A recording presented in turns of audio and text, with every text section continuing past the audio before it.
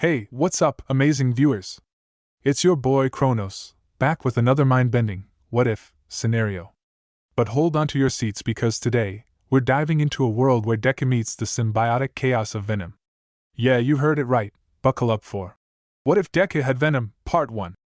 But before we swing into action, don't forget to hit that like button, subscribe, and smash that notification bell so you never miss the next episode. Now, let's get into the crazy alternate reality. What are you? Izuku Midoriya, 4 years old, son of Inko and Hisashi Midoriya. Today was the day he was hoping for today he was going to find out what kind of quirk he had. Come on, Mom, he said as he grabbed his mother's hand. Inko smiled. Easy there, Izuku, the doctors are still going to be there. However, Izuku couldn't wait. All of his friends were already getting their quirks and now it was his turn. With his all-might figure in his hands, Izuku arrived at the doctor's office. Some X-rays later, Inko and Izuku were now waiting for the doctor. So what kind of quirk do you think I'll get? Questioned Izuku. I hope you get one like mine, you can be an amazing hero with it, said Inko. Izuku gleamed as he pondered what kind of quirk he would get. That's when the doctor walked in with a file, taking a seat across from the boy. He sighed. Inko began to worry. Doctor, is everything alright? Well, I don't know how to say this, but sorry kid, you can't be a hero. Izuku's eyes widened as he dropped his all-might toy. Inko was just as surprised. What? Doctor, that is impossible. Both my husband and I have quirks. This has to be a mistake. The doctor reached into the file and pulled out X-ray images. Putting it up in the light, Inko saw the image of Izuku's foot. See this here, he only has one pinky joint, whereas people who develop quirks have two. This is a clear sign that he won't develop a quirk. Sorry kid, but you can't be a hero. The car ride back to Izuku's apartment was long and quiet, opening the door. Izuku said nothing as he walked over to the computer and played videos of All Might rescuing people. Izuku? With tears in his eyes, Izuku turned to his mother. Mom, can I become a hero without a quirk? Now Inko had tears coming down her face. Izuku! Running over to him, Inko hugged her son tight. I'm so sorry, Izuku, I'm so sorry! 10 years later. Now 14 years old, Izuku had already accepted the fact that he couldn't become a hero. Instead, he turned his attention to helping them. In those 10 years, Izuku began to take notes and design support items that could help future heroes. He was even aiming for UA, just not the hero course, he was aiming for the support department. But even then, he still had to put up with bullying. Izuku was in class drawing in his notebook. The class was loud and excited. Alright everyone, calm down. I know you are all excited for the break, but class is not over yet, said their teacher. Now you should all start thinking about what high school you want to attend. I know you all have strong quirks and you all want to be heroes, but think realistically. That's when a blonde-haired boy with red eyes scoffed. Don't lump me in with these losers, I'm way better. This was Bakugo Katsuki. Right, Bakugo, you are trying to get into UA, right? Asked the teacher. That's right, so don't compare me to them. I'm going to be the best damn hero out there, said Bakugo, his voice full of pride. Wait, Midoriya, you are trying to get into UA too, right? For the support department, right? Bakugo turned to Midoriya with rage in his eyes. Yeah, I think since I don't have a quirk I can still get in with my brain, explained Izuku. What was that? Yelled out Bakugo. I thought I told you before that I'm going to be the only one to get into UA. Izuku raised an eyebrow. Why would I care what you want? You're trying to get into the hero course, I'm trying to get into the support course. I don't see why that's such a big deal. Why you? Bakugo was about to walk over to Izuku when the teacher stopped him. That's enough, Bakugo, sit down or I'll keep you after school. Bakugo relented and sat back down. Good, now as most of you know, we have our field trip to White Sea tomorrow. I expect everyone to be on their best behavior. It was now the end of class and Izuku was getting ready to leave when Bakugo slammed his hand down on Izuku's desk. Hey Deku, stay and have a chat with me.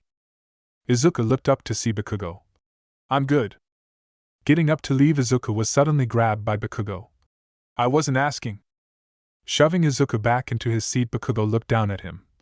What the F***ck are you doing, Deku? What are you talking about? Asked Izuku. I mean UA, I'm the only one in this worthless school that's getting into UA. I don't care if it is the support department, you will not take that UA exam. Got it? Said Bakugo as he burned part of Izuku's shoulder. Izuku flinched in pain but eventually slapped his hand away. Listen, Bakugo, I don't know what your problem is, but I've just about had it with your bullying. If you are going to do something, then do it, I'm right here. You know what? Izuku then grabbed Bakugo by the arm and forced him to place his palm on Izuku's forehead. You either do it now, or you get the F***ck out of my face. Bakugo's eyes widened. After a few seconds he pulled his arm back. Screw you, Deku, if you show up to the exam I'll kick your ass. You don't even have a quirk, so do yourself a favor and throw yourself off the roof and hope you get a quirk in the next life.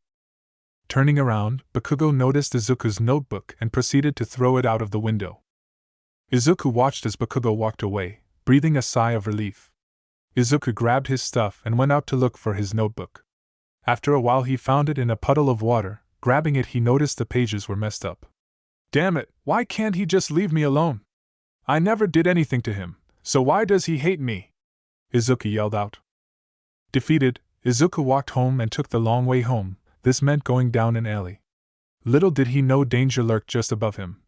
Yes, this one will do just fine, said a sludge villain. Man, my notebook is ruined. I'm going to have to copy all the notes down again. Stupid Bakugo, even if I don't have a quirk I could still be a hero if I wanted to. Maybe I should go for the hero course, that will show him. I might not get in but I can at least try, there's always hope, said Izuku. Behind him the sludge villain oozed his way down the wall, and without warning the villain wrapped himself around Izuku's body. Izuku tried to yell out for help but couldn't. Relax kid, the more you struggle the more it hurts. So sit back and let me take that body. Izuku tried to fight back but all his efforts were in vain. Am I dying? Damn, I thought I was going to live longer. Mom, I'm so sorry. Just as the villain was about to take over Izuku's body a loud voice was heard. Fear not my young friend, for I am here. Texas smash! With a single punch the sludge villain was blown off of Izuku. Hitting the floor Izuku began to cough out green slime. Are you alright? Izuku looked up to see All Might, the number one hero, a tall muscular man with yellow hair and full of muscle. Hey All Might! The number one hero laughed. The one and only, so I take it you're a fan? Here, let me sign that notebook of yours. Before Izuku could react, All Might grabbed his notebook and signed his name across 2 entire pages. Here. Izuku couldn't believe it. Thank you so much. Anytime, now I should get this villain to the police station, said All Might as he held up a bottle with the villain inside. Goodbye. All Might crouched down, but just as he jumped, Izuku launched onto his leg. Wait, I have a question. But it was too late. All Might had already jumped into the air. Now in the air the hero noticed Izuku attached to his leg. What are you doing, kid? This is very dangerous. Let go. If I let go, I'll die, yelled out Izuku. Guess you're right. Hold on, kid, I'll get you down. Landing on a nearby building, Izuku flopped on the roof. That was reckless, kid, now I really got to go. Wait, all I want is an answer to my question. All Might stopped. I just want to know, can someone quirkless become a hero? Izuku closed his eyes and awaited an answer. No, they can't. Izuku's eyes widened. You need to be strong in order to be a hero. Without power you are bound to get hurt. I would suggest being a police officer, not as glamorous but just as heroic. Anyway kid, I really got to go, later. With that Izuku was left on the roof thinking about what All Might just said. That was the last of my hope. Whatever, I'm done dreaming about being a hero. If All Might thinks I can't, then I guess it really is impossible. Dejected and depressed Izuku made his way home. There was an accident but Izuku ignored it. The next day Izuku found out that Bakugo was attacked by the same sludge villain. It somehow got away from All Might and almost attached itself to Bakugo. Lucky for him, All Might was around to save him. Izuku, along with the rest of his class, were now on a bus heading to White Sea headquarters. White Sea was known as Japan's top weapons and research company. Their most recent adventure took them into space, where they actually retrieved a part of an asteroid back with them. After a 2-hour drive the class finally arrived at the building, and boy was it massive. 60 floors purely dedicated to research and development. This building alone could give Ireland a run for its money. The tour began with the founder of the company, Kenshin Yaoyorozu. He personally greeted the students. Welcome everyone to my wonderful building, or as I like to call it, the gateway to the future. Please feel free to look around, I guarantee that you will find something interesting. Well, I have a meeting to get to, so I must go. With that, Kenshin bowed and went back into his office escorted by 2 of his guards. Well then, shall we get the tour started? Asked the guide. The class then began to walk towards the 2nd floor. However, as Izuku was walking, he looked up to see a fairly tall girl around his age with black hair staring down at them. Whoa, she's pretty. Izuku blinked, and when he opened his eyes, she was gone. I wonder who she was. Floor by floor, the class was shown what YEC was working on. It ranged from military to civilian. It was now lunchtime, and the class was led to the cafeteria where they would eat. Izuku sat alone looking around at the cafeteria, and after 30 minutes they were just about ready to keep going. However, Izuku wanted to wash his hands first. Finding the restroom, he did what he wanted to do and walked out, only to see that his class was already gone. Oh, come on! Now panicking, Izuku thought back to what the guide said. If I remember correctly, they should be heading down to the 17th floor. Walking over to the elevator, Izuku walked in, and just as he was about to press the button, the doors shut. What?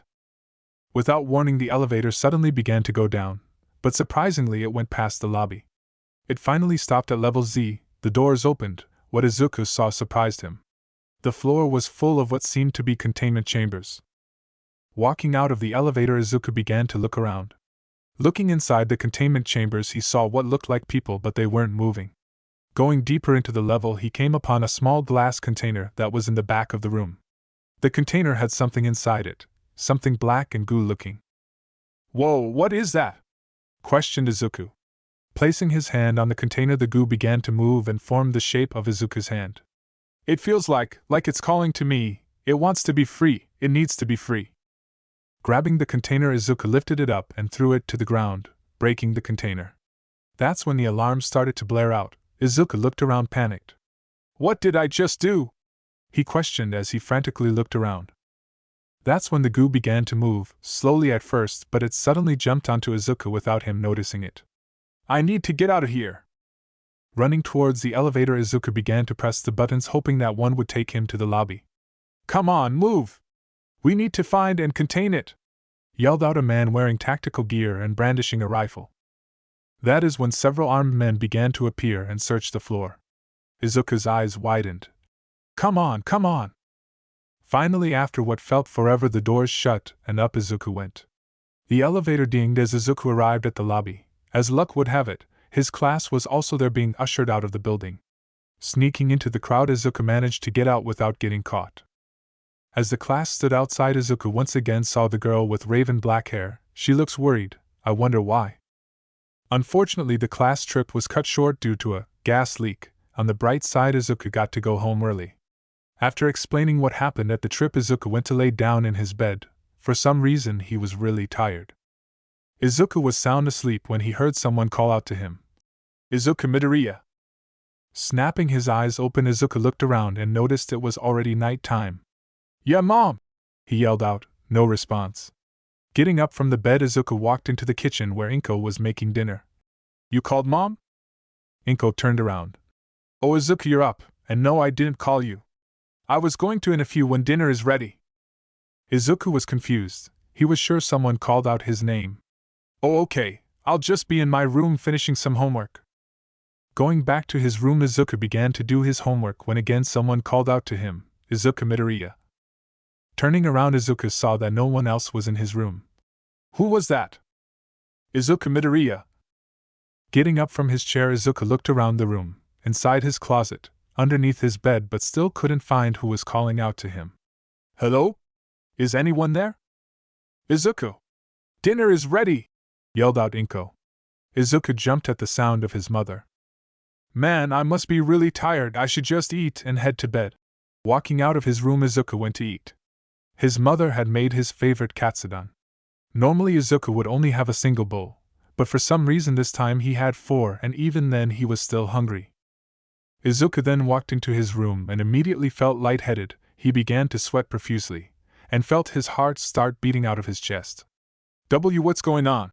He questioned as he staggered towards his bed. His vision blurred, His coordination faltered. Izuku tried to walk straight but couldn't put one foot in front of the other. With each step he grabbed onto the drawer, knocking everything down from it. Somehow making it to his bed, Izuku lay there on his stomach. What's happening to me? He tried to call out for help but the words couldn't manifest. Closing his eyes, Izuku passed out. After a few hours something began to call out to him. Wake up, Izuku Midoriya! Wake up! Snapping his eyes open, Izuku noticed the city lights. Huh? What? Where am I? Looking around, Izuku was surprised to see that he was atop of a building overlooking the city. What the hell? How did I get up here? Quiet down, will you? You are way too loud! Yelled out someone inside Izuku's mind. Izuku turned around. That voice! Who are you? Show yourself! Just then black ooze appeared from behind Izuku. No, rather it appeared from Izuku himself. Whatever it was, it looked like goo, almost like a liquid, but it held its shape. It then began to manifest a face, with razor-sharp teeth and pure white long thin eyes. Izuku Midoriya, I am Venom. Izuku fell back onto his bed in fear. What are you? The face then smiled, revealing its freakishly long tongue. Think back, Izuku, where do you think I came from? Izuku's eyes then widened as he remembered. Be back at YTC headquarters.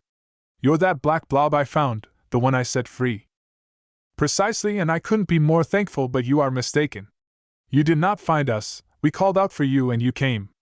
We are meant for each other, we are meant to complete our mission, explained Venom. What mission? Asked Izuku. To conquer this world.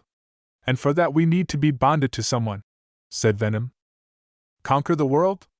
But why? Why me? Asked Izuku. Because you are the perfect host. Most of this world's inhabitants have what you call quirks. It is very difficult to be bound to someone with such abilities, but you have no quirk. Izuku's eyes widened. And no! I don't want this, I don't want you. Izuku then tried to pull at Venom, but his efforts were in vain. I cannot be separated from you, Izuku, we are now bonded. We are now Venom! That's when Venom pulled itself back into Izuku and began to spread. First it was his back, then his arms, legs, and then his face. Izuku could feel every inch of his body was covered in the goo, in venom. With his razor-sharp claws now fully formed, Venom let out a roar that echoed throughout the night. This world is vast, and its people strong. I need to scout things out before I make my move, said Venom as he jumped from the building and crashed down onto the street below. The people screamed out in terror as they saw Venom rise out of the crater. They all have power, but choose not to fight me? Are they weak? Just then the cops began to show up. Freeze! Don't move or we'll shoot!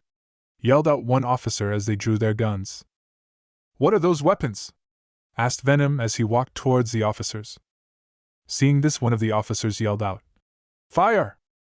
That's when all the officers at the scene began to open fire at Venom. But to their surprise, Venom was not going down. The bullets were actually being absorbed into the black ooze. After emptying their guns, the officers stood stunned. What kind of quirk is that? Venom then smiled, brandishing its teeth. My turn. Jumping at one of the vehicles, Venom kicked it with so much force that it skid across the street and crashed into a building, breaking the wall. That's when Venom charged into the officers, grabbed one of them by the face and threw them around like ragdolls. Bodies and bullets flew over their heads as people tried to run for their lives. One by one the officers fell, unable to do anything. One officer got into his car and radioed for help. Code 4, we have a villain attacking us. Any heroes in the area hearing this, please respond. But before the officer could say anything else, Venom threw his massive fist through the windshield of the car. Pulling the officer out, Venom threw him into a building. One officer watched this happen, but as he turned back, Venom appeared in front of him and grabbed him by the neck. You smell quite tasty, human. So many organs, I wonder which one tastes the best. Let's find out, shall we? Opening its mouth, Venom was about to bite the head right off the officer, when all of a sudden something wrapped around the cop's waist and pulled him away. Sorry, but you won't be eating anyone today, said a man wearing goggles and a weird-looking scarf. You must be what the boy calls a hero. One of several in this world, said Venom. That's right, and I'm here to stop you. The man then threw his scarf at a light pole and used it to swing towards Venom. Venom tried to use its claws, but the man threw his scarf again and used it to dodge. Using the momentum, the man kneed Venom in the nose. Nice hit, but I hit harder. Pulling back its fist, Venom reshaped its hand into an anvil. The man's eyes widened as the black anvil hit him in the chest, sending him flying towards a nearby car. Dazed, the man grabbed at his head and felt blood running down. He tried to get up, but that's when Venom appeared in front of him. You fought hard, hero, but in the end you were no match for me. Now I'll enjoy eating you. Using his massive arm, Venom picked up the hero. Venom was about to bite into the man when all of a sudden he dropped him. The man was confused. No, stop! What are you doing? How do you have control? This should be impossible. Staggering back in pain, Venom could feel Izuku fighting back inside his mind. You want me? Then you'll have to fight me for use of my own body, yelled out Izuku. Venom screeching out as part of his face became undone. The hero watched as a green eye looked at him. There's someone in there? Hold on, I'll get you out. Getting up, the man activated his quirk, which was the power to erase the quirks of others temporarily. For he was known as the pro-hero Eraserhead. However, Eraserhead was surprised to see that it wasn't working. My quirk has no effect? That's impossible. Venom then fell to his knees. Fine. If you won't listen to me, then I'll just force you to. Regaining some control, Venom turned and jumped into the air. Once there, he looked at his arm. That man was onto something. Maybe I should give it a go. That's when sharp tentacle spikes began to appear from Venom's body and jabbed into the building. Using his strength, Venom began to climb up the sides, making it to the roof. Venom jumped. As he was in midair, Venom copied Eraserhead's capture weapon and used it to swing from building to building. After swinging for a good while, Venom landed on the roof of a tall building and went back into Izuku's body. Izuku was now on the roof, sweating and shaking. Why did you stop me from killing the hero? Questioned Venom. Are you crazy? That was a hero, they only help people, explained Izuku. If that's true, then why do you hate one in particular? Izuku's eyes went wide. How did you know? Asked Izuku. We told you, did we not? I am inside you, Izuku. I know everything, every thought, every memory, and every experience. There's nothing I don't already know about you, said Venom. You're wrong. I don't hate him, yelled out Izuku. Oh, but you do. You trusted the hero called All Might, idolized him. Yet when you just wanted a bit of hope, he broke you. Izuku gritted his teeth.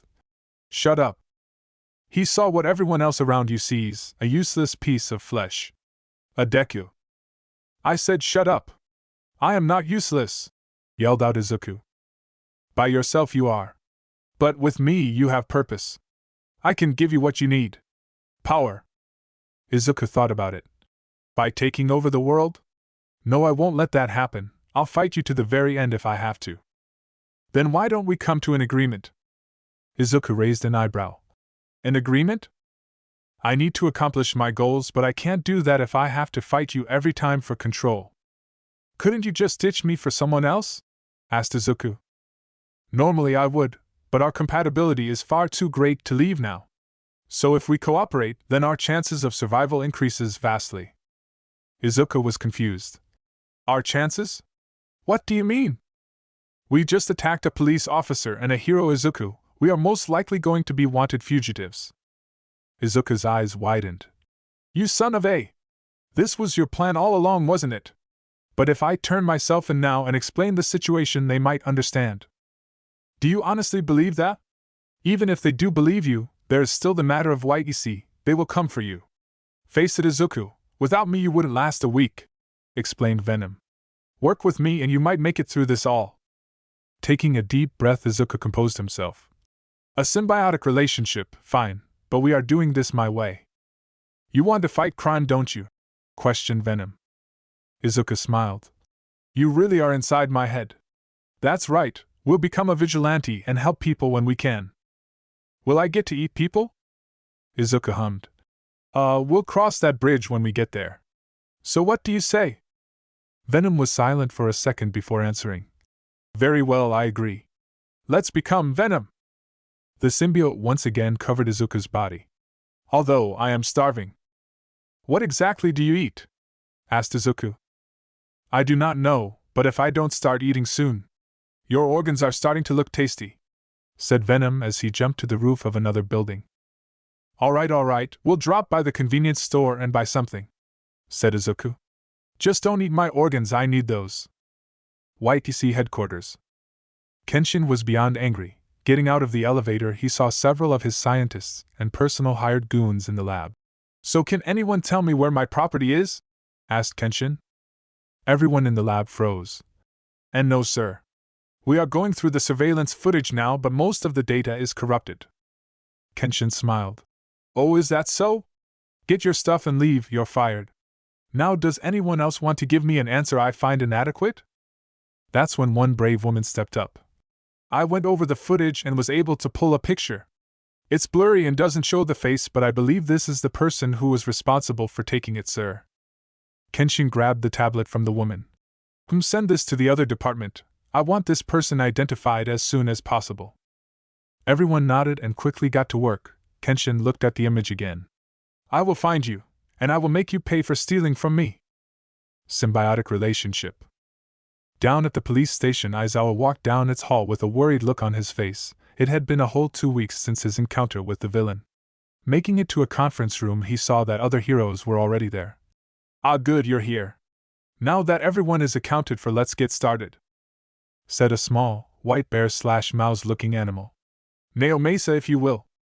That's when a tall man wearing a trench coat and hat stood up. Thanks, so let's talk about the events of 2 weeks ago. At 12:34 a.m., mysterious creature appeared and attacked some police officers. At 12:37, the pro-hero Eraserhead arrived on the scene and engaged the villain. However, despite his best efforts, he was overpowered. According to Eraserhead, the villain was about to bite his head off but stopped suddenly. That's when Eraserhead noticed someone inside. He used his quirk to erase the villain's quirk, but it didn't work. Is that even possible? Asked a woman with a red mask and long dark purple hair.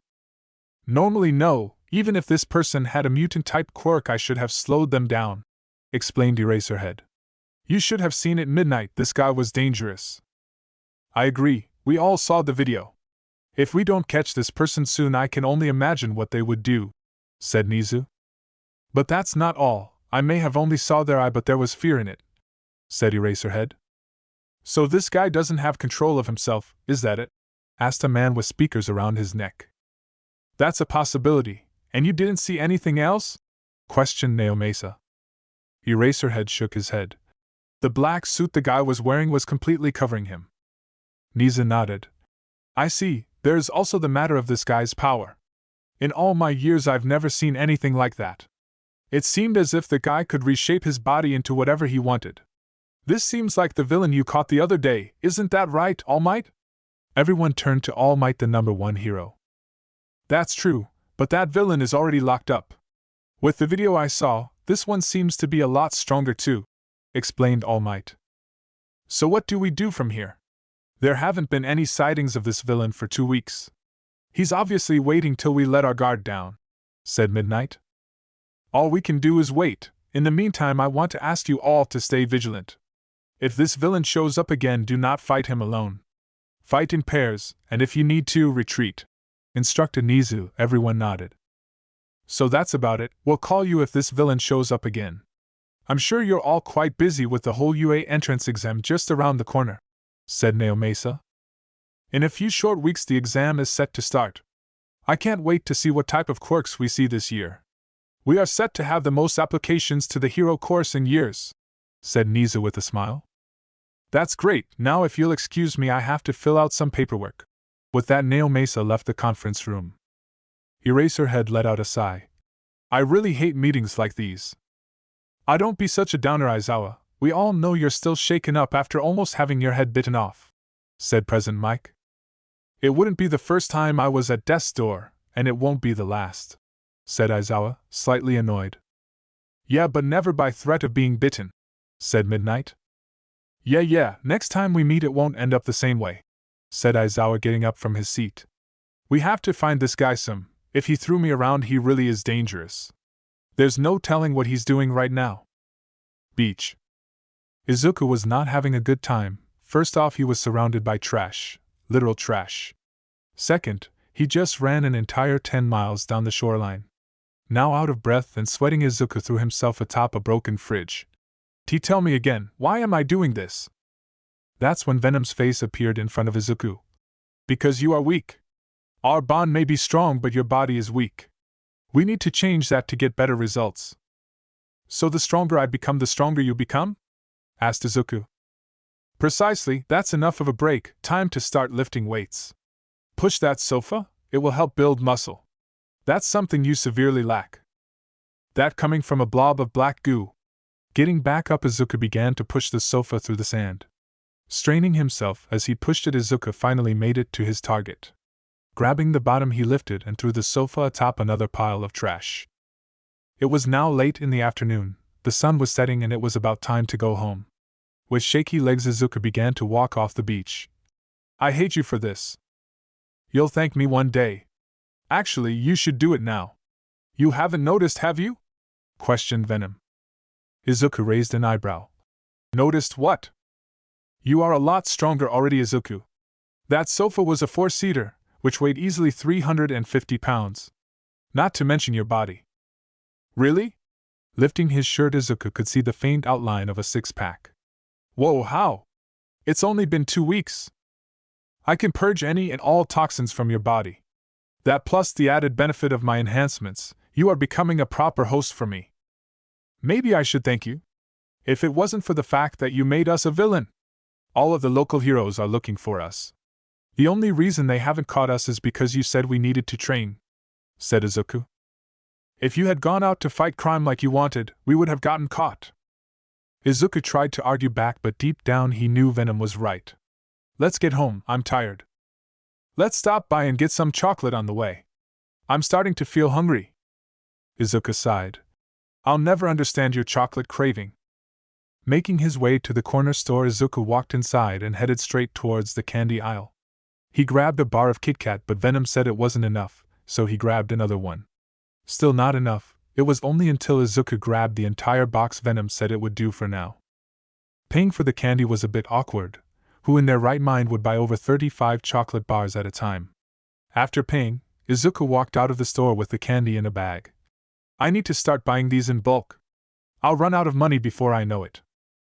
Izuku was walking down the street when he passed an alley, when he heard something.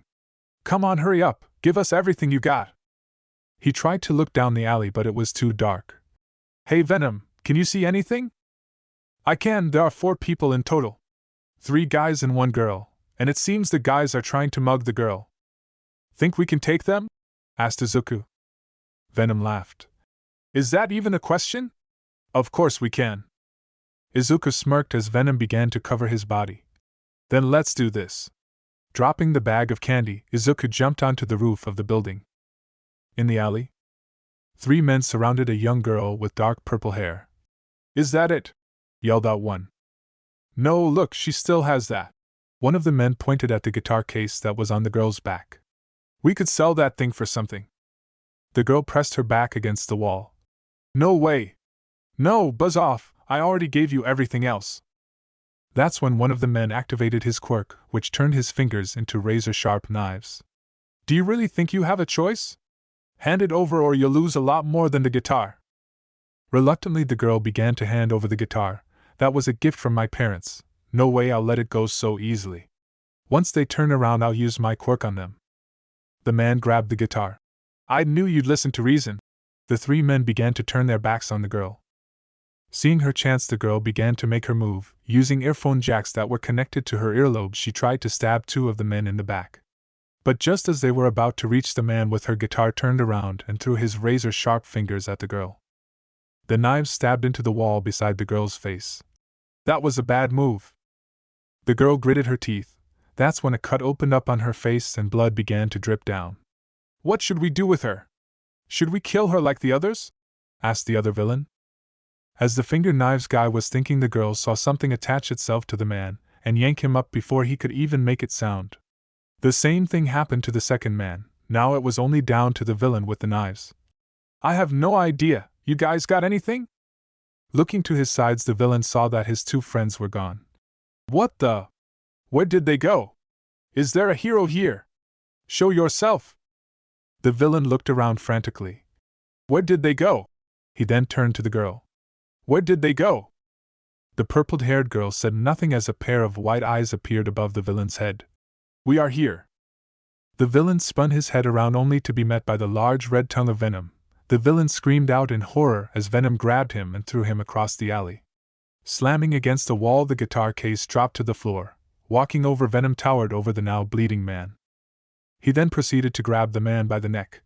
You look tasty, maybe a quick bite wouldn't hurt. Venom began to open its mouth. As he did, the villain activated his quirk and slashed Venom across the face.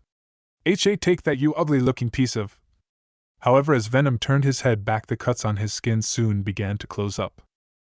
Nice try, but you'll have to do better than that. Opening his mouth once again, Venom bit down on the man's head with a loud crunching sound. With blood dripping down his mouth, Venom smiled as he savored his meal. Tasty. Now finished with his meal, Venom looked down to see the guitar case. Picking it up, he turned and began to walk toward the girl, who was terrified. Stopping in front of her, Venom presented the guitar. Here. The girl was shocked to say the least. Her hands trembled as she reached out and grabbed the case. Thanks. Venom nodded. Are you hurt? And no, I'm fine. Just shaken up, that's all. Venom then saw the blood running down the girl's face. The guitar, is it special? You were willing to fight those villains over it. Why? Questioned Venom. Yeah, it's special. It was a present from my mom and dad. They got it for my 10th birthday, explained the girl as she hugged the case.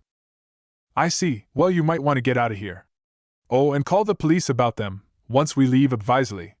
The other two are on the roof. With that, Venom turned his back on the girl. Venom was about to jump away when the girl called out to him. Wait. Why did you help? You're that villain that's been all over the news, so why? Stopping, Venom turned his head. Simple, because we wanted to. We will do whatever we want, whenever we want. And no one can stop us. Who are you? Asked the girl. We are Venom. Oh, and nice quirk. Jumping to the roof of the building, Venom left the girl and disappeared into the night. A short while later, the alley was covered with police and pro-heroes. Eraserhead arrived as the cops were taking the girl's statement. Are you sure that's what you saw? Asked an officer. The girl nodded. Yes, I'm sure of it. What's going on here? Asked Eraserhead. The other turned to the pro-hero. Kyokujira here, says the villain that fought you. Venom, he said his name is Venom, explained Jiru. The officer blinked. Okay, Venom apparently saved this girl from some villains who tried to mug and kill her. Eraserhead couldn't believe it. That's impossible. He attacked police officers and almost bit my head off just 2 weeks ago. Well, about that, we did find the bodies of 3 individuals. 1 here, and 2 on the roof, all with their heads bitten off, explained the officer. Turns out that those 3 were wanted for theft, murder, kidnapping, and selling drugs. We've been looking for them for months now and could never find them. That doesn't make sense. Why would he help her and kill them? Asked Eraserhead. Why do a good deed, only to fuck it up by killing? Well, sir, it's because he could. Everyone turned to Jiru. He said that he could do whatever he wanted. There was no reason why, but simply because he could. Interesting. Well, thanks for the information, Miss Jiru. We'll have one of the officers drive you home.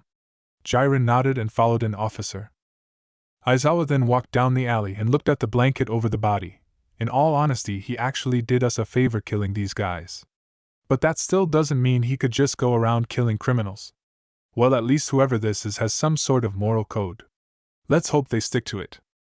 Izuku's apartment.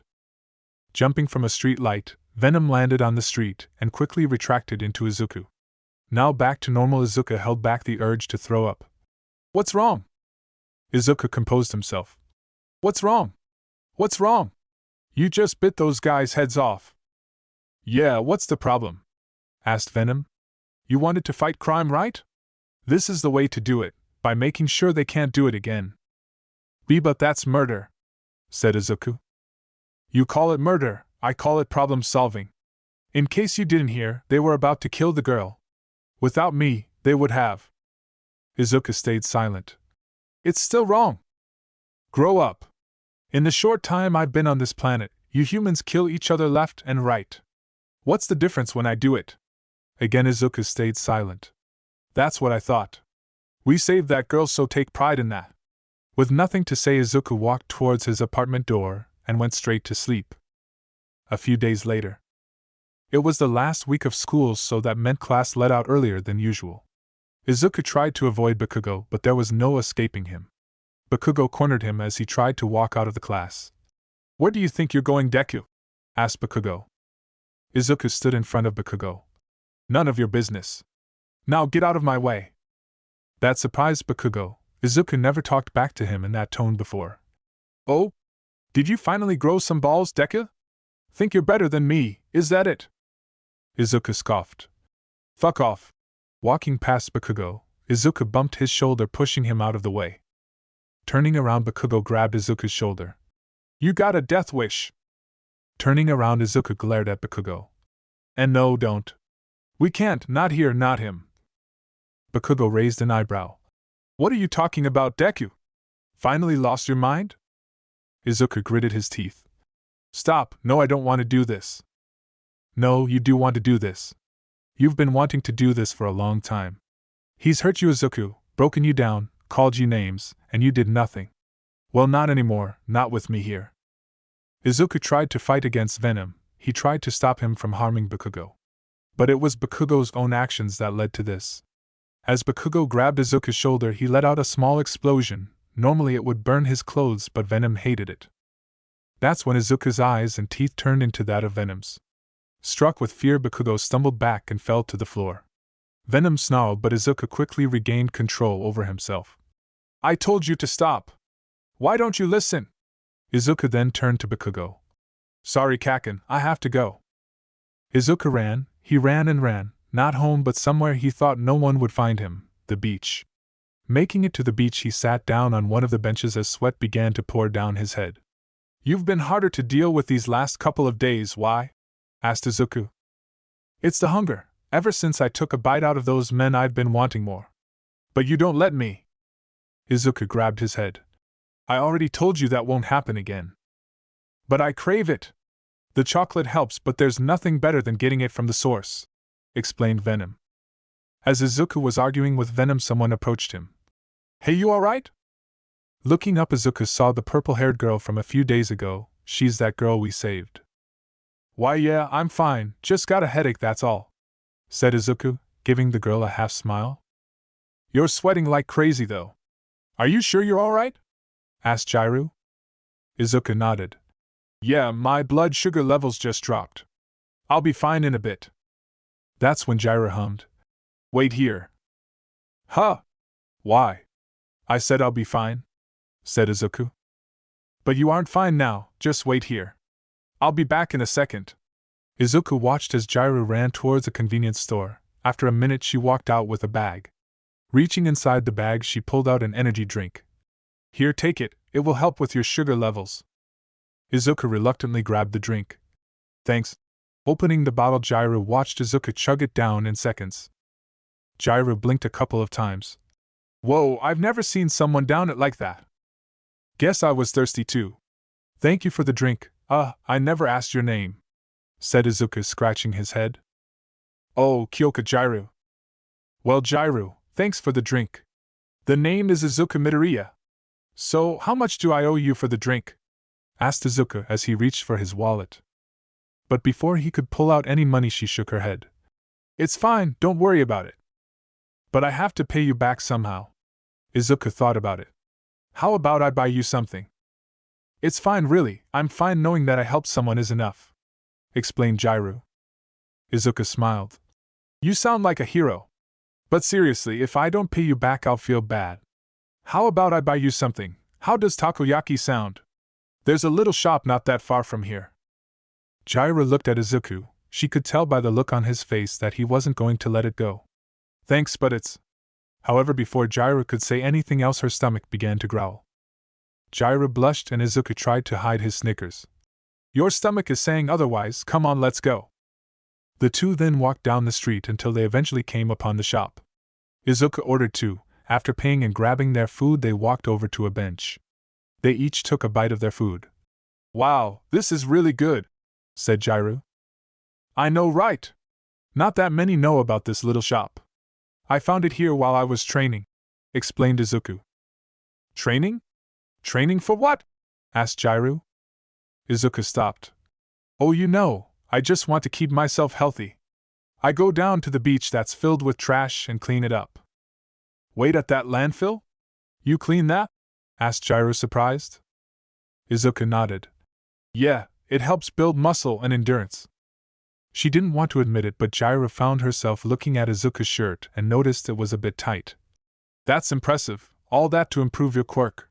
It must be pretty cool if you want to train it. Jairu looked over at Izuku as she took a bite of her food. She immediately knew she messed up. Izuku rubbed the back of his head. I actually don't have a quirk. Jairu's eyes widened. Sorry, I didn't mean to. However, Izuku shook his head. It's fine, you didn't know.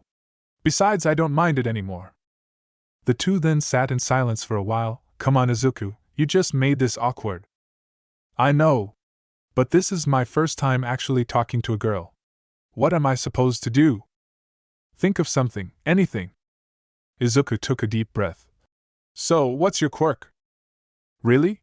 That's the best you can come up with? Actually, it is. Wow, that was just pathetic. That coming from an alien blob, I panicked alright. Now shut up. It's a little obvious, but you see these earphone jacks? I can use them to plug them into walls and other stuff to hear things others can't, or channel my heartbeat through them for attacks. Oh, and I can extend them for a longer range. My hearing is also better than most too, explained Jairu as she wiggled her jacks around. That's cool, so your quirk is sound-based. Izuku then felt Venom squirm around. What the hell was that? It's nothing, don't worry about it. Izuku ignored Venom. So are you planning to be a hero or something? Jairu nodded. Yeah, I'm applying for the hero course at UA. With that quirk, I'm sure you'll get in, said Izuku.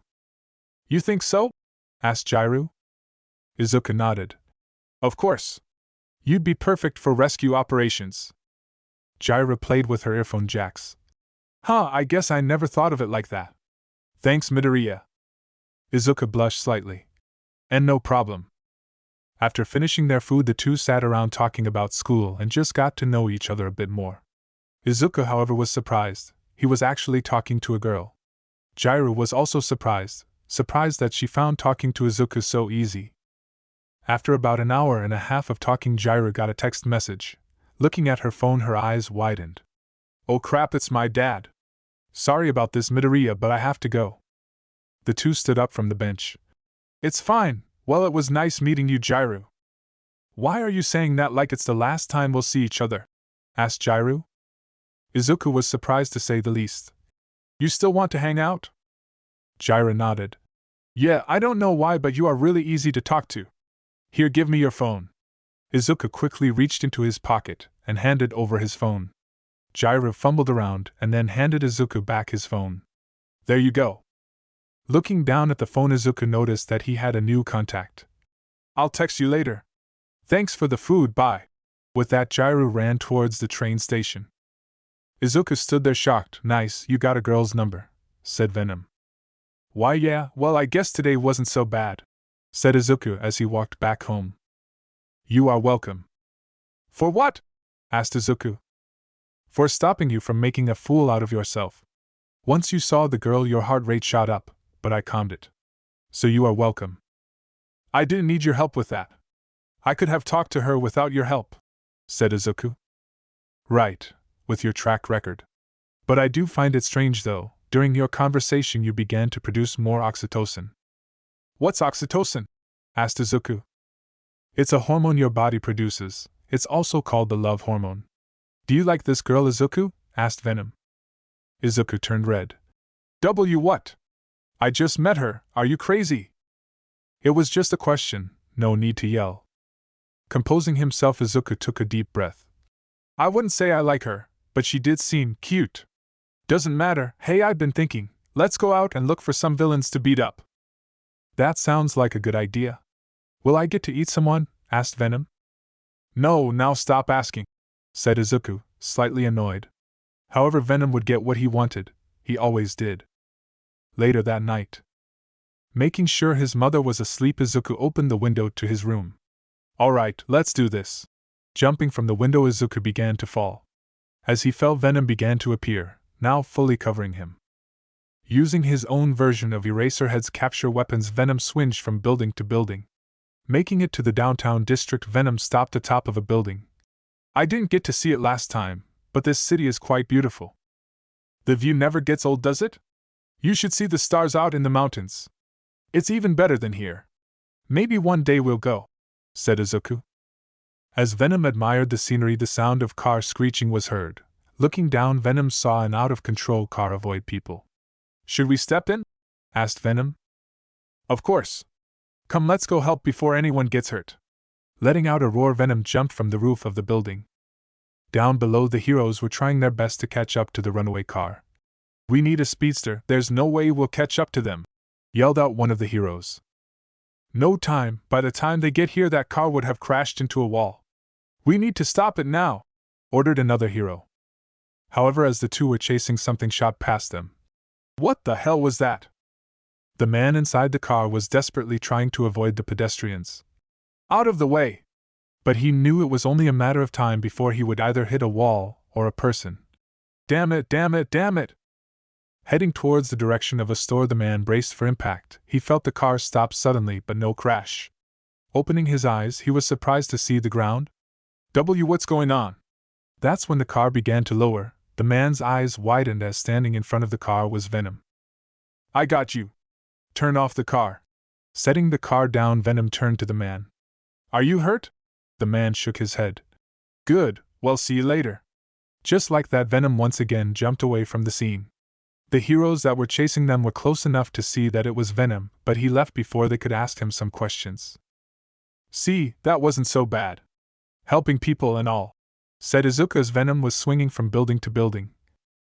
I'd rather eat someone's head. However, as Venom was looking for someone else to help, he was suddenly hit in the face, which sent him crashing down to the ground. What the hell was that? Yelled out Venom as he picked himself up. That's when 3 people landed around him. So the report was right, said Midnight. So this is Venom. He's one ugly-looking guy, said Present Mike. That's a bit harsh, thought both Izuku and Venom. Not now, you two. Focus on him, we won't let him get away, said Eraserhead as he readied his capture weapon. Venom looked around. We would advise you to leave. Sorry, not our style. We can't let a villain like you run wild, said Midnight. We can do whatever we want, said Venom. Not anymore. Midnight, knock him out, ordered Eraserhead. Midnight then reached for her costume and ripped a piece off, allowing a purple gas to escape. The gas hit Venom, causing him to screech. What is this? That's when Izuku noticed who these heroes were. Venom, we need to get out of here. That's Midnight, she can put anyone to sleep with her gas, and we just got hit with it. That's when the effects of Midnight's quirk began to take effect. Venom began to feel sleepy, the strength in his legs began to falter as the gas coursed through Izuku's body. Falling to his knees, it looked as if the 3 heroes had done it. Good, now let's restrain him. But just as they were moving in, Venom slammed his massive fist into the ground. The 3 heroes watched as Venom began to throw up what appeared to be green liquid. Standing up, Venom pointed at Midnight. You just made the biggest mistake of your life. Faster than Midnight could react, Venom launched himself at her and grabbed her by the neck. Lifting her up off the ground, Venom roared. Terror filled the hero's face as Venom's tongue slid across her face. Mike, use your quirk, ordered Eraserhead. I can't, I'll hit Midnight. We need to separate them first, said Present Mike. With no other option, Eraserhead jumped into the air. Using his capture weapon, Eraserhead managed to wrap it around Midnight and yank her out of the way. Now, Mike, do it now! Present Mike smiled. Finally, time to crank up the music. Ya-yo-heh! Venom turned only to be hit by a massive sound attack. Screeching in pain, Venom covered his ears. Falling to his knees, the black goo surrounding Izuku began to peel off, exposing him. Eraserhead's eyes widened. Stop, Mike! Turning off his quirk, the sound waves stopped hitting Izuku. It's a kid? Asked Midnight. Seems that way. Hey kid, you alright? Asked Eraserhead as he approached the boy. With his back turned to the heroes, Izuku began to mutter as he looked at his arms. No, where did you go? Come on, you can't do this, not now. I need you, without you, I have nothing. Present Mike was the first to reach Izuku. He tried to reach out to console the kid. Hey, it's okay, we are here to help. But that's when something appeared from Izuku's back and attached itself to Mick's neck. Izuku began to laugh. I knew you wouldn't leave us. It started off as a small black smudge, but soon Venom began to cover Izuku's back before appearing and covering his entire body once again. Turning around, Venom had his hand around Mick's neck. Of course, we will never leave you. We are one, we are Venom. Tightening his grip, Venom crushed Present Mick's windpipe and then tossed him aside. Venom then focused on Midnight. Throwing his arm forward, a large black blob extended out and hit Midnight, sending her flying towards a wall. Midnight hit the wall with so much force that she was knocked out as a result. You bastard! Yelled out Eraserhead as he pulled out his knife and stabbed Venom in the chest. Venom simply looked down at the knife and pulled it out. I am possible, what are you? Raising the knife, Venom took a bite out the metal before eating the rest. Your worst nightmare. Transforming his hand into a giant spike, Venom stabbed Eraserhead in the shoulder. With blood gushing down the wound, Venom pulled out the spike. Let that be a warning, leave us alone. Next time we won't be so merciful. Wait. Let the boy go, you have him under your control, right? Let him go and we'll leave you alone, said Eraserhead. Venom didn't even turn around. The boy chose this. We became one that people won't ignore any longer. One that people won't ignore? What is he talking about? Thought Eraserhead. Is this about revenge? This isn't the way, kid, you can find another path. It's not about revenge, we have a mission to accomplish and we are going to do it. Follow us, and you die. The boy doesn't wish to kill, but we will do what we must in order to survive. With that, Venom jumped into the sky and disappeared into the darkness. With the threat gone, Eraserhead went to check on Present Mike. Good, he's still breathing, but we need to get him to a hospital soon. With his good arm, Eraserhead touched his communication device in his ear. All Might, do you copy? We are down and need help. Within seconds, All Might appeared. Don't worry, hero friends, for I am here, he said with pride. But his pride soon turned to shock when he saw his injured friends. What happened here? Eraserhead managed to use a piece of clothing to put pressure on his wound. Venom happened. But forget that, Mike needs a hospital. His windpipe was crushed. Midnight is over there, knocked out but alive. Take them first, I'll be fine here. All Might nodded. I'll be right back. With the first attempt at catching Venom a complete failure, the heroes went back to the drawing board. But this time they found out something about this new villain. They found a way to hurt it. Sneaking back into his room, Izuku sat on the edge of his bed. Did they see me? No, they didn't see your face. Count us lucky that they didn't, said Venom, appearing in front of Izuku. Lucky, huh? You call almost killing 3 pro heroes lucky? This night couldn't have gone any worse, said Izuku, laying down on the bed. Actually, it could have gone worse. We could have killed them, or you could have lost us. And we both know you don't want that. Without us you are nothing, explained Venom. Not helping. But you're right, for a second I thought I lost you. In that moment I felt so useless, so weak, but then you came back. I could feel the power coming back to me, it felt amazing, said Izuku as he reached for his phone. He noticed that he had a new message. Clicking on the notification, he saw that it was Jiru. Maybe tonight wasn't that bad. YTC headquarters. Kenshin sat on his chair with a tablet in his hands. On it, the video of Izuku swinging around the city was playing. Remarkable, this person is perfectly fused with the alien. Super strength, speed, and endurance, it's simply amazing. I need the suit back no matter what. Kenshin then pressed a button on his desk. Yes, Mr. Yagirosa? Answered an assistant. Have the men double the search effort, and get me everything the heroes have on this Venom guy, ordered Kenshin. Yes, sir, it shall be done. Kenshin then turned his chair and stared out his glass window that overlooked the city. Soon that power will be mine, and then no one will be able to stop me. This city, no, this country will be mine. Wanted. Aizawa was pissed off. Looking through the glass of a hospital room, he saw his best friends Midnight and Present Mike laying there in hospital beds. A whole week had gone by and he still blamed one person. Damn you, Venom. We'll find him, Aizawa, said a small voice. Looking down, Aizawa saw Nizu walking over to him along with All Might. I sure hope so, said Aizawa. Can you tell us anything about this Venom guy? Asked All Might. For starters, the person underneath was a boy, not more than 14 years old, explained Aizawa. Nizu was surprised. So young, and with such a dangerous power. Aizawa nodded. That's not all, this power, it's different somehow. At first I thought the boy was under someone's control, but it turns out he's not. What do you mean? Asked All Might. The black suit around him, it's almost as if it's sentient. Whatever it is, it has attached itself to the kid, said Aizawa. When Mike hit him with his sound blast, it temporarily debonded and it looked like it hurt him. Nizu hummed. So sound is its weakness? That could be difficult to exploit, but we'll find a way. Anything else you can tell us about the boy? He did say something before he mopped the floor with us. It seemed as if the kid thought he lost the suit and began to panic. I didn't hear much, but he said something about being useless without it, said Aizawa. Useless? But no one is useless. Why would he think that way? Asked Nizu. Regardless, All Might, with the others down, I'm calling on you to stop him. All Might nodded. Leave it to me. I'll bring in the boy. I'm going with you. Once my shoulder is healed by Recovery Girl, I'll join you. She should be here in the afternoon, said Aizawa as he raised his bandaged-up arm. Very well, in the meantime will see if any other heroes can help, said Nizu. With Izuku. Izuku was getting stronger, and he started to notice.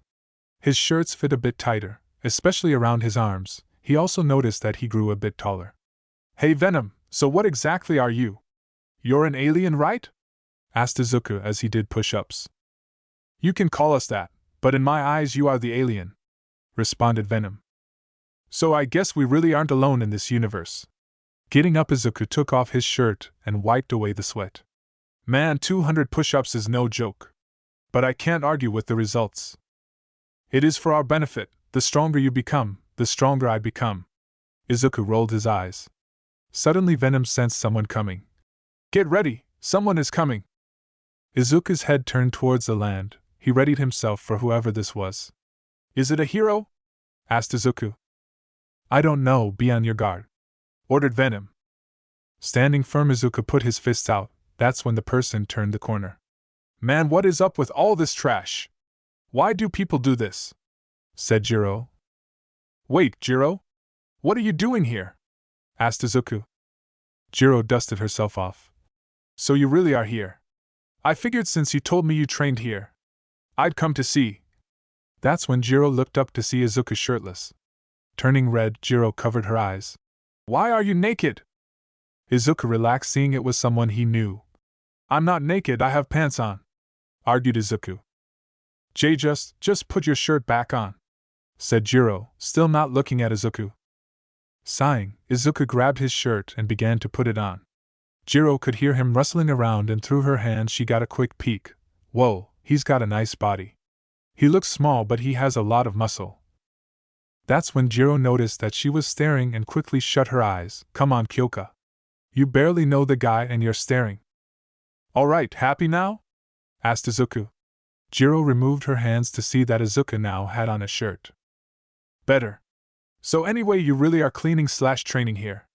I thought you were joking, said Jiro as she looked around and noticed that she was in a large cleaned area that went down to the water.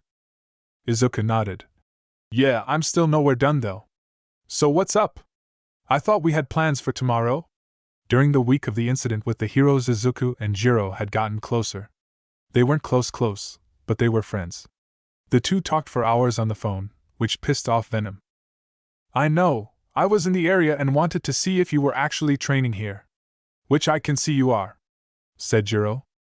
I'm hurt, Jiro, you think I'd lie to you? Asked Izuku as he faked crying. Jiro rolled her eyes. Oh, shut up, look, since I'm here, want to hit up the mall? I heard they are having a special on some merchandise from a band I like. Sure, let me just wash off this sweat and change. Give me 5 minutes, I'll be right back. Jiro nodded. Izuku went over to the small building on the nicer beach and used the shower room. Conveniently, there was also a locker room, so Izuku threw his bag along with his dirty clothes in it to pick up later. 5 minutes later, Izuku got out all changed and ready to go. He had on a black shirt, blue jeans, and with his hair a mess. Jiro looked at Izuku and snickered. "What?" asked Izuku, confused. "It's your hair, you look like a damn piece of seaweed," said Jiro, holding back the urge to burst out laughing. "Oh, that's the perfect nickname for you." "Please don't," said Izuku. Jiro smirked. "Nope. Too late, let's go, seaweed." "I swear, you secretly hate me, don't you?" asked Izuku. "Nah, you're actually a really cool dude. Enough of that, let's go." The two then walked towards the station. After a few stops, the two got off and walked towards the mall. The two walked side by side talking about school until they reached the store Jiro was talking about. Once inside, Izuku was surprised to see so many guitars. "Whoa. First time in this store?" asked Jiro. Izuku nodded. "Yeah, I've always walked by it but never went inside. I didn't know there were so many types." "Yeah, there are 3 main ones. You got your classical, acoustic, and electric. And those branch out into their own sub-varieties. Different body shape, string, and sound," explained Jiro. Izuku nodded. "So which ones do you know how to play?" Jiro rubbed the back of her head shyly. "I actually know them all. My parents are musicians, so they have taught me since I was little. Not to mention the others." Izuku was surprised. "Others? Okay, now you're just showing off. I can barely play the recorder, but I do perform a mean hot cross buns." Jiro laughed. "I'd like to see that." "I'd rather see you play, though. Maybe sometime you can show me?" asked Izuku. "Sure, heck, I'll even show you how to play. That is, if you're up for it?" asked Jiro with a smug look on her face. Izuku raised an eyebrow. "Is that a challenge, Jiro? 'Cause I never back away from a challenge. Let's let your actions do the talking for you. Get a guitar and I'll teach you," said Jiro. "Izuku, there was one of those things at the beach," said Venom. "There was? Huh, guess I missed it. I'll go get it later." Izuku and Jiro would spend the better part of that afternoon walking around the mall. After a while, the two got hungry and went to the food court to eat. Izuku ordered a hamburger, and Jiro got some ramen. As the two waited for their food, they sat down at some tables. "So how's the prep work for you, eh?" asked Izuku. "Fine, I guess. The entrance exam is in a few days, so there's that. I'm still a bit nervous. I'm confident in most things, but this is different. There's going to be a lot of people trying to get in," said Jiro, sighing. "You'll do just fine, trust me. I've known you for a bit now, and I can already tell you won't go down without a fight." Jiro smiled at Izuku's comment. "Thanks, Midoriya, and yeah, you're right. I'll kick everyone's ass in the entrance exam." Izuku liked seeing Jiro happy. However, their happiness would quickly turn into shock when out of nowhere the ground began to shake violently. Izuku and Jiro held onto the table to keep themselves from falling. "What's going on? An earthquake?" asked Jiro. Izuku looked around and noticed people running past the store. The shaking stopped. "We should get out of here. That wasn't an earthquake. Something or someone caused this, and I'm not going to stick around to find out." The two then ran out of the store and headed towards the exit, but as they were just about to leave, they heard the clicking of guns. Appearing in front of them, 2 men with assault rifles appeared. "Where do you guys think you're going? The mall doesn't close for another couple of hours. Stick around and follow us," said one of the men.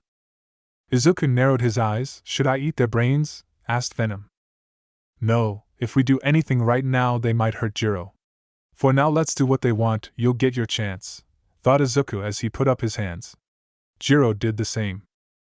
"Good, now head towards the food court. The boss is waiting for us." Izuku and Jiro were then escorted to the food court, where they found several dozen people and about 10 men with guns pointed at them. Shoving the weapon in Izuku's back, the two were forced to sit on the ground in a row near the wall. "You alright, Jiro?" asked Izuku. Jiro nodded. "Yeah, I'm good. Who are these guys?" "Terrorists, most likely, and I think that guy is their boss." Izuku motioned towards the direction of a tall man. He wore black pants, a sleeveless shirt, and had markings on his arms that resembled ripples. The boss looked at the captive people. "Good, now half of you guard the entrances. The rest of you stay here. If anyone moves, kill them." The hostages gasped as they heard the last part.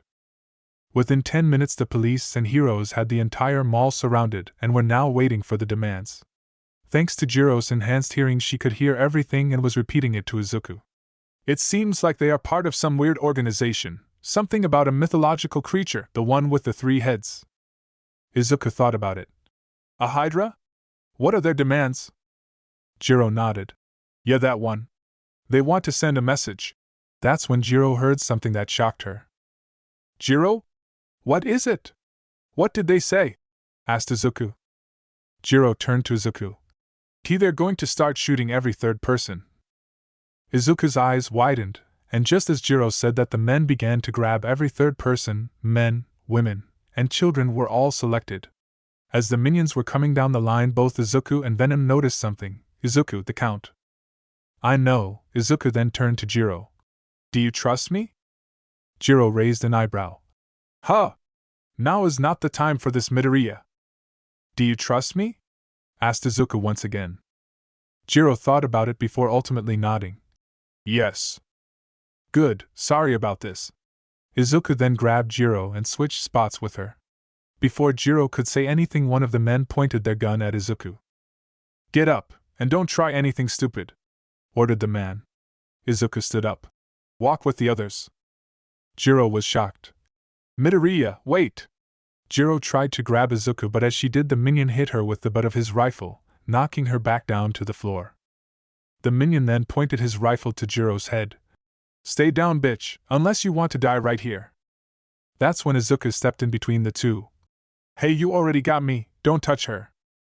Blood ran down Jiro's face. Midoriya, you can't. It's going to be fine, trust me. I still need those guitar lessons. With that, Izuku was taken away. Jiro watched in horror.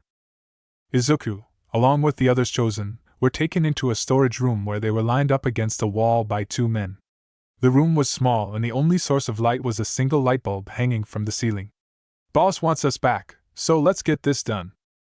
Both men then readied their weapons. Venom, you see the electrical outlet by my feet. Can you get inside and take out the lights? Easy, so will I get to eat these guys? Asked Venom. Izuku smirked. Oh yeah. The men then pointed their guns at the first person in line. For our dreams! He yelled out. However, just as he was about to squeeze the trigger, the light bulb suddenly went black before breaking. The men looked up. Who turned out the lights? One of them asked. Go now, run! Ordered a voice through the blackness. The hostages all quickly scampered towards the door. Bursting through the door, light from the outside shined through. That's when the men saw him. Towering above them was Venom. What the hell is that thing? Struck with fear, both men began to open fire. The bullets hit Venom in the chest but did nothing. After emptying their guns, Venom looked down at his torso, which was riddled with holes. That tickled. Flexing, Venom fixed all the damage on his chest. The men tried to scream, only to have their mouths covered by black goo. SHHHH, I don't like it when my food screams. I can't savor the flavors then. With tears running down their faces and muffled screams, the men could do nothing as Venom opened its mouth, revealing his razor-sharp teeth. Loud crunching noises were heard as Venom bit the heads off the men clean off and began to feast on their organs. Now this is a good appetizer. Let's get you the main course then, said Izuku. With blood dripping down its claws, Venom smiled. It's lunchtime. Outside in the food court, Jiro flinched when she heard the sound of gunfire. And no, Midoriya. Outside the mall, police and heroes were on edge. The demands of the leader were outrageous. How many hostages are we dealing with? Asked Eraserhead, standing around a large table which had a map of the mall. With the security cameras down, we can't be sure, but at least a couple dozen, maybe more, said the SWAT commander. Quirks? Asked All Might. Unknown. Reports say that the entire mall shook before the men took it over. We might be dealing with some sort of earthquake quirk. Luckily, we came up with a plan. The main entrances are guarded, but our radar suggests that the entrances on the roof are unguarded. Here and here. So what's the plan? I can't exactly fit into a vent, you know, said All Might. We have something for you. While we get in through the roof, you All Might will. However, as the commander was explaining his plan, another officer walked in. What do you want? Can't you see we are in the middle of a meeting? The officer was out of breath and could barely get the words out. Shots fired. Shots have been fired inside the mall. Casualties likely, Shit, alright, forget the plan. We are switching to search and destroy. Go in and take out any assailant you see. Our first priority is the civilians, heroes. Once we are inside, make your way towards them. They are locked in the food court, we'll deal with the rest," said the commander. Everyone nodded. "Let's get to work then." All Might was the first one to run inside. With his fist pulled back, he knocked down the door to the mall. "Go on ahead, All Might, we'll be right behind you," yelled out Aizawa. All Might nodded. "Right. Be safe." Crouching down, All Might took off, leaving the rest behind. Zigzagging his way through the mall, he eventually found the hostages that Venom freed running away from the food court. "Is everyone all right?" "We are fine, but the others? They have a lot more in the food court," said one of the hostages. Within seconds, All Might made it to the food court, where he found something that shocked him. Standing in front of all the hostages was Venom and several dead men with guns. "Get away from them! Texas smash!" Turning around, Venom was met by All Might's massive fist.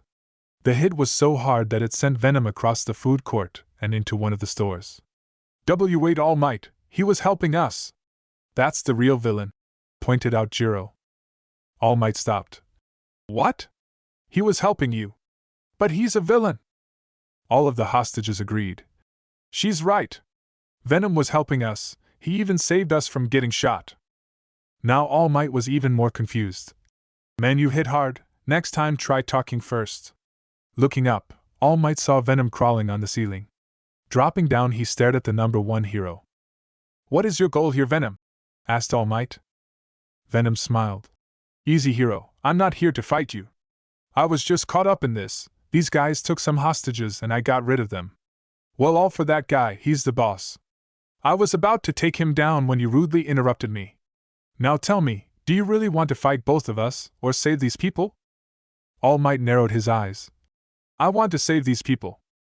"Good, then let's get rid of him." The two then turned towards the villain. "Why, you killed my men, ruined my plan." The villain looked at Venom with rage in his eyes. "You took everything from me." Venom pointed at the villain. "Tough luck, now stay there while I eat you." Venom then ran towards the villain. All Might tried to stop him, but it was already too late. Clenching his fist, the markings around the villain's arm began to glow with power. Slamming his fists onto the floor, a massive shockwave shook the entire mall once again. The ground around the villain began to protrude outward, sending pieces of the very earth itself hurtling towards Venom. Venom easily punched the small rocks, but as he was punching the small ones, a rock the size of a large truck came in and hit Venom across the face. All Might shielded the civilians from the pieces that Venom missed. "Venom, don't just go rushing in like that. You're putting everyone in danger." Venom jumped back. "Damn it, what do you suggest we do then?" Looking around, All Might noticed that the villain's power was coming from his arms. He then looked to his right and noticed a fire extinguisher. Picking it up, he tossed it to Venom. "Throw this at him." Confused, Venom looked at the extinguisher. "Just do it." Grabbing it like a football, Venom threw it right at the villain. At the same time, All Might pulled back his fist. "Detroit smash!" Throwing his fist forward, All Might created a large gust of wind. The wind pressure was so strong that once it hit the extinguisher, it popped, causing white smoke to fill the area. The villain stopped his quirk. "What is this?" "Do it now, Venom!" yelled out All Might. Without hesitation, Venom ran through the smoke. The villain looked around frantically. "Where are you?" That's when Venom dropped from the ceiling in front of the villain. "Here." The markings on the villain began to glow. He tried to reach out to touch Venom, but Venom grabbed his arms and crushed the bones. Pieces of bone popped out of his skin as the villain fell to the floor, screaming out in agony. As the smoke cleared, All Might saw Venom standing over the villain. "You didn't kill him, good. We need him alive to answer questions." "I would have killed him, but there's been enough of that already. I've had my fill," said Venom, turning away. "Well, that's all you'll get from me. Remember, this was a one-time thing. Don't expect us to help you again. The next time we meet, you'll end up like him." As Venom was walking away, he felt someone grab his shoulder. "Sorry, Venom, but you can't leave. You have your own crimes to pay for. You may have helped me now, but that doesn't excuse your actions." Venom turned his head. "Do you really want to do this, hero?" All Might nodded. "I am a hero, I will do what I must." Venom smirked. "And so will we. Turning around fast, Venom punched All Might across the face, sending him flying across the food court. Slamming against a pillar, All Might held his jaw. That hurt? Stay down, All Might, we don't want to hurt you. But we will if we must, threatened Venom. All Might stood up slowly. It's not a matter of if, but want. One way or another you are coming with me. And I already know your weakness. Shit, Venom, look out, he's going to throw a punch, warned Izuku. Venom jumped back to avoid the hit, but his eyes widened when he saw that All Might didn't clench his fist. That's when Izuku put 2 and 2 together, and oh, if he does that inside, the entire mall will come crumbling down. Don't do it! You'll bring this whole place down, yelled out Venom. But it was already too late. The number 1 hero brought his hands together. Thunder, clap! Clapping his hands together, All Might created a massive shock wave of pure sound. The sound wave hit Venom dead on. The symbiote screeched in pain as it began to peel off of Izuku. The attack was effective in taking down Venom, but it also kicked up a lot of dust. Falling to his knees, Izuku still had some of the symbiote on him, but it was just barely strings. Damn it! It's over, Venom, your reign of terror ends now. Where are you? Yelled All Might through the smoke. As the hero walked through the smoke, he heard cracking coming from the ceiling. Looking up, he noticed that and recognized that he just messed up. Oh no, that's what Venom meant! Turning around, All Might saw the screaming hostages running for their lives as the ceiling began to come crashing down around them. Rushing into action, All Might grabbed as many people as he could. However, he still couldn't get them all. He had to drop the others off and come back for more. Jiro was one of the people who was running, but as she was running, she heard the sound of someone falling. Looking back, she noticed that it was a small child. Turning around, Jiro grabbed the child with her earphone jack. It's fine, I got you. With the child now in her arms, Jiro ran towards the exit as debris fell around her. However, just as she was about to be in the clear, a giant piece of the ceiling came crashing down. Jiro's eyes widened as she looked up and saw the piece come down. We are going to get crushed. No, I won't let this kid die like this. With all the strength she had, Jiro tossed the child forward just as the piece fell on top of her. Jiro expected to feel a lot of pain, but to her surprise, she didn't. Opening her eyes, Jiro was surprised to see someone standing in front of her. That was really brave of you. Jiro could only see the person's back but noticed black strings on their body. Grunting, the person lifted and threw the large ceiling piece. That voice, it couldn't be right? She questioned as the person turned around. Thanks to the smoke, she couldn't see their face but saw a gleam of green in their eyes. Now go, grab the kid and go. It's not safe for you here. Without saying a word, Jiro nodded and got to safety. Izuku watched as Jiro left. You there, Venom? That was loud. We can't take another hit like that. If we do, we'll die. I suggest we leave.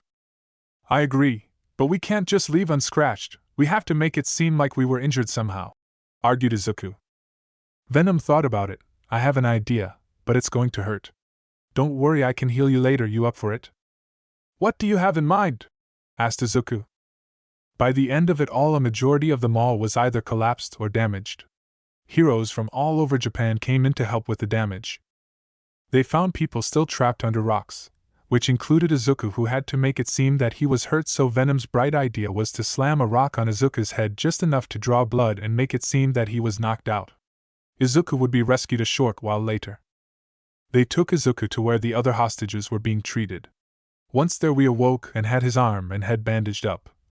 Alright, he should be all healed up in a few days. Your mother has already been contacted, please wait for her here, instructed one of the paramedics. Izuku nodded as they put his arm in a sling. Getting up, he began to look around at the people being treated. Man, those guys did a lot of damage. It could have been worse. We saved more people than we hurt. Remember that. Izuku smiled.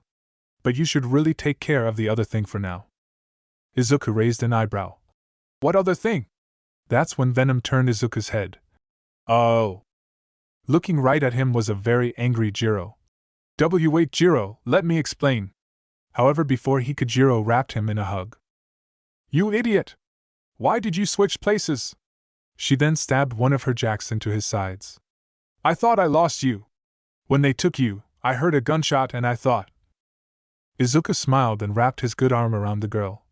Sorry, Jiro, I didn't mean to worry you. Can you please remove that, Jack? It kind of hurts. Jiro tightened her grip on Izuku.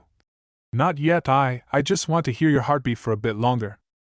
Izuku felt his heart flutter. You hear it right? It's still beating, I'm fine. Jiro felt her emotions calm with every beat of Izuku's heart. He was alive, he wasn't a ghost, or a zombie, it was him. Izuku, your oxytocin levels are spiking again, teased Venom. Shut up and let me have this, growled Izuku inside his mind. After a minute, Jiro finally let go of Izuku. Better? Jiro nodded. Yeah, better. Good, so that was an eventful day, wasn't it? Asked Izuku. Jiro laughed. Yeah, it was. Let's not do that again anytime soon. Izuku shrugged. No promises. As the two were waiting around for their parents to show up, someone called out to Izuku. Excuse me, young man, but can I have a word? Izuku turned around to find Naomasa standing in front of him. What do you need, officer? Asked Izuku. Well, we are getting everyone's statements on what happened. From what the others have told us, you along with a few others were taken to the back to be killed, and yet here you are. What happened? Asked Naomasa. Jiro was also curious about that. Oh, that, well, when they took us to the back room, that Venom guy showed up and saved us. Naomasa wrote that down. Really? Izuku nodded. The lights went out, and out of nowhere Venom appeared and killed the men. We are lucky he showed up. If he would have showed up even a second later, we would have died. I see, I assume you didn't get a good look at who it was? Naomasa then activated his quirk. No, it was too dark, responded Izuku. Half-truth, Naomasa then closed his notebook. Thank you for your testimony. If we need anything else, we will contact you. Izuku nodded. Anytime.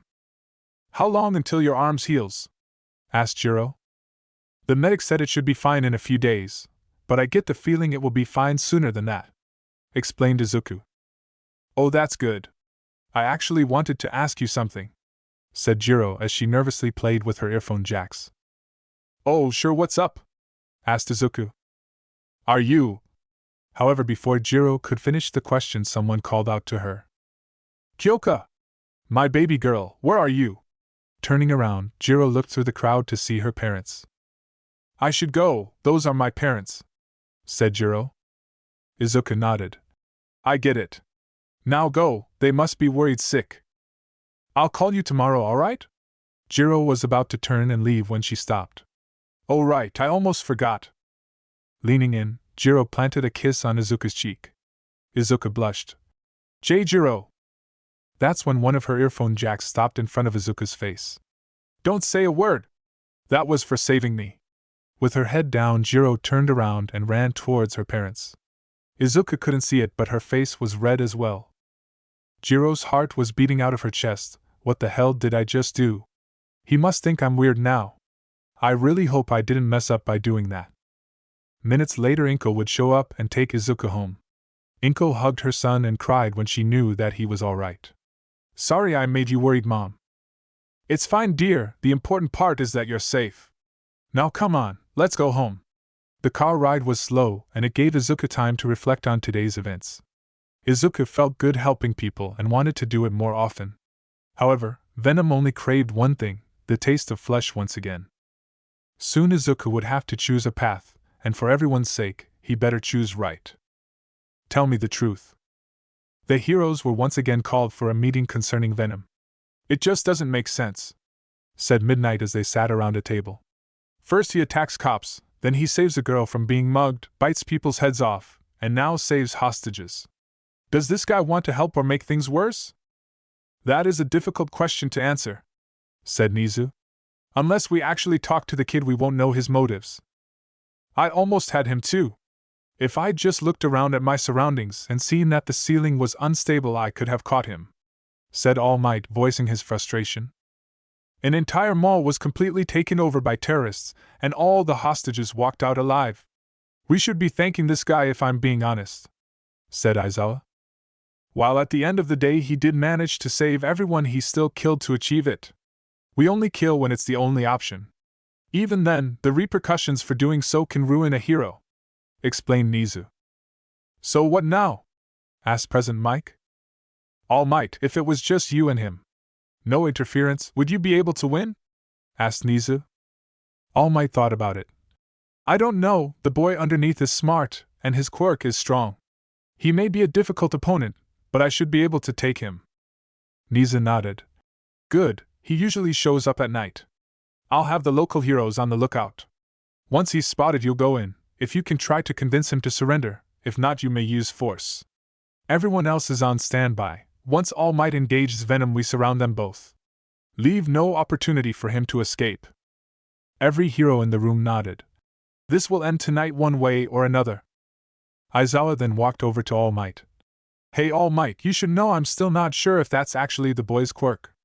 I tried to use my quirk on him, but it didn't seem to affect him, so be careful. All Might nodded. Thanks for the heads up, Aizawa. I'll keep it in mind. Elsewhere. Put your back into it, Jiro! Yelled out Izuku. Jiro was currently struggling to push a large desk across the sand. What do you think I'm doing? Try as she might, the large desk wouldn't move an inch.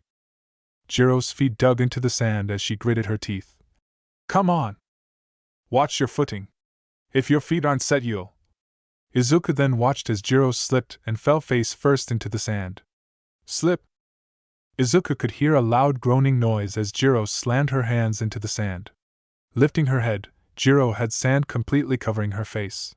Stupid sand! She then felt something hit her face. Grabbing whatever was on her face, she noticed that it was a towel.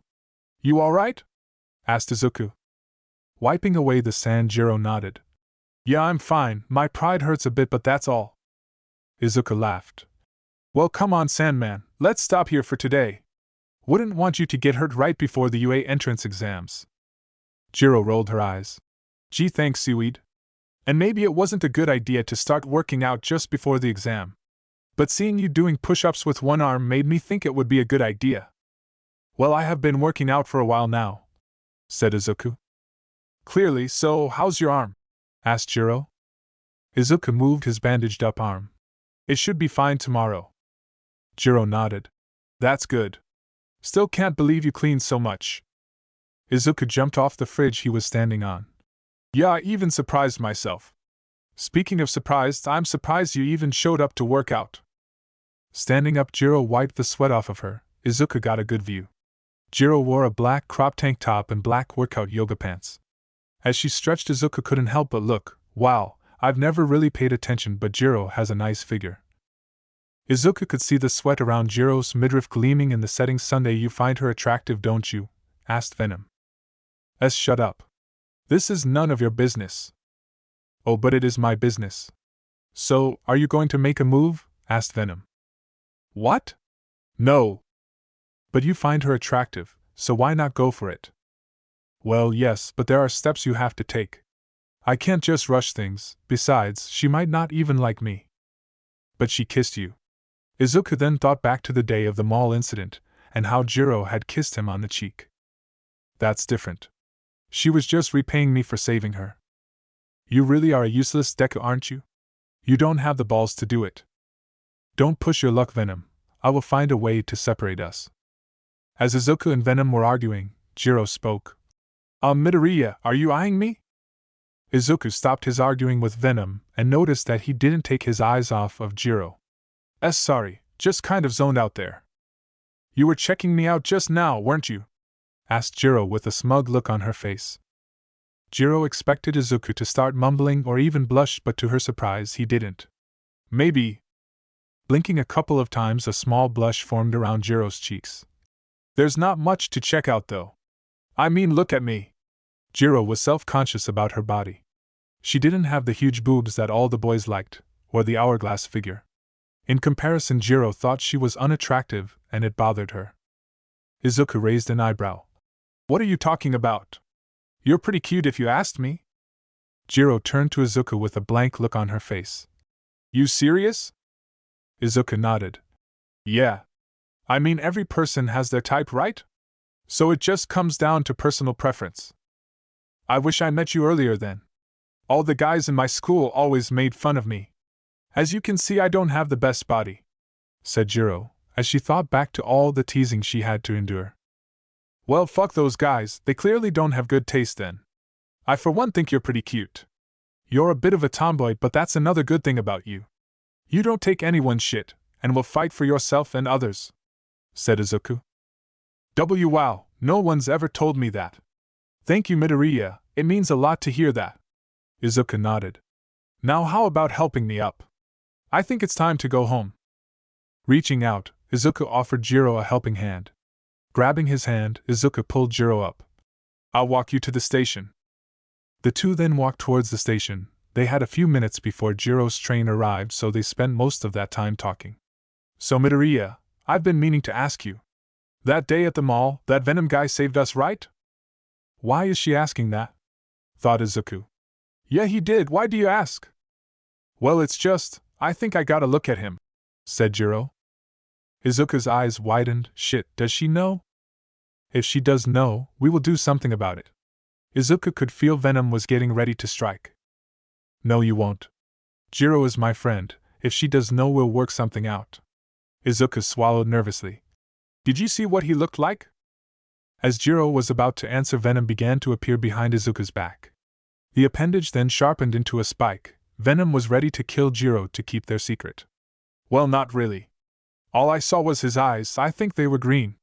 But with so much going on, I'm not so sure.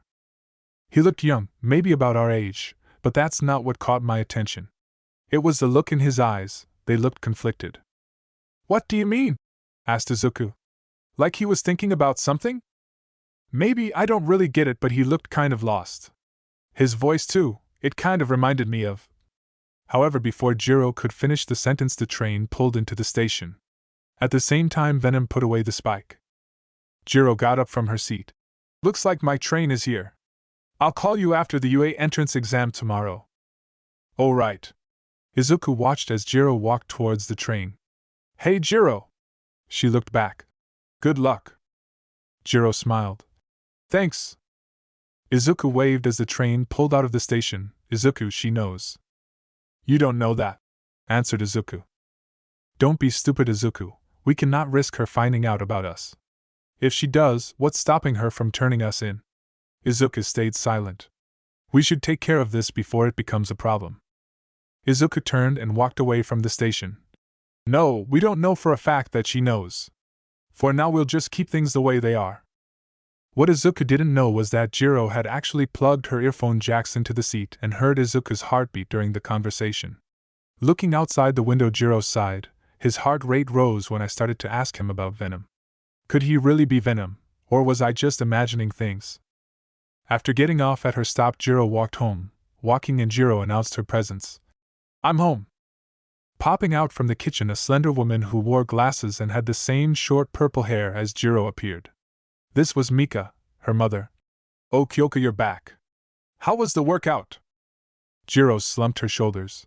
Terrible. Even with one good arm, Midoriya was still able to run circles around me. I need a shower. You've been talking a lot about this Midoriya kid. Is he your boyfriend or something? Teased her mother. Jiro blushed. And no. He's just a friend. Mika smirked. But I've been hearing you talking to someone almost every night. Jiro was shocked. You listen in on my conversations? Yes, I got curious as to who you were talking to at 1 a.m, said Mika. So when do we meet him? He's just a friend. Jiro had enough of her mother's teasing. Without saying another word, Jiro went upstairs to go take a shower. The water flowed off of Jiro as she stood underneath the shower head. She couldn't help but look down at herself and think of what Izuku said. Does he really think I'm cute? I don't see it. Later that night. Izuku had gone out that night to see if there was something he could do. It didn't take long for him to find a robbery in progress.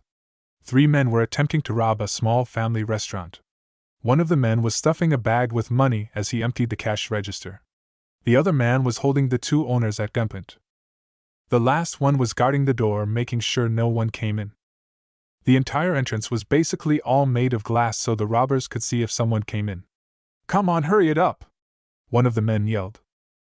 I almost have it all, give me a second! Yelled out the man taking the cash. The man guarding the door looked out the glass. We should be in the clear, let's hurry up and get out of here. There, got it! Let's go! Zipping up the bag, the man jumped over the counter. Pleasure doing business with you too. Have a beautiful night. However, just as they were about to leave, the man at the door stopped. Wait. I think I saw something. The other two men then ran over to the glass. I don't see anything. I'm telling you I saw something, repeated the man. You're just nervous, come on, let's go. The man with the cash opened the door to leave, but as soon as he did, a black hand grabbed him by the head. The man yelled out in horror as he was pulled out into the dark street. The two remaining men then heard a large crunching sound. What the fuck was that? A hero? No, there's no way that was a hero. I think the rumors are true, said the man, pointing his gun towards the glass. Who are you talking about? Asked the man. That's when one of the owners spoke. The man in the black suit, Venom. But he's just a myth, right? Asked one of the robbers nervously. However, that was when something came crashing through the glass. Shards of glass scattered in every direction as Venom landed in the store. I can assure you, we are very real. Panicked, the men began to open fire. Shots rang out in the shop as Venom, unfazed, began to stand up. Turning, he faced one of the men and roared in their face. Spit covered the man's face as he stood still in fear. The second man then began to fire the remaining of his bullets into Venom's back, but with the same effect as before. That's when Venom opened his mouth and bit the head of one of the men. The other could do nothing as he heard a loud crunching sound, followed by the body of his friend falling to the floor, now headless. Why, you monster! Venom turned around as blood stained his teeth. We are not a monster, we are Venom! Throwing his hand forward, Venom's claws pierced the man's torso, completely disemboweling him. Venom then turned to the store owners. If anyone harms you, tell them Venom will come for them. The store owners nodded. With that, Venom then left the store and jumped onto the roof of the nearby building. The night is still young and there are more criminals to punish. Shall we keep looking? Asked Venom. Yeah, but can you turn down the amount of blood you spill? I'm still not used to it, and it's making me sick. Venom scoffed as he jumped onto the next building. As Venom was mid-air, a black portal opened up in front of him. Venom, look out! Izuku tried to warn him, but it was already too late. Venom fell into the portal.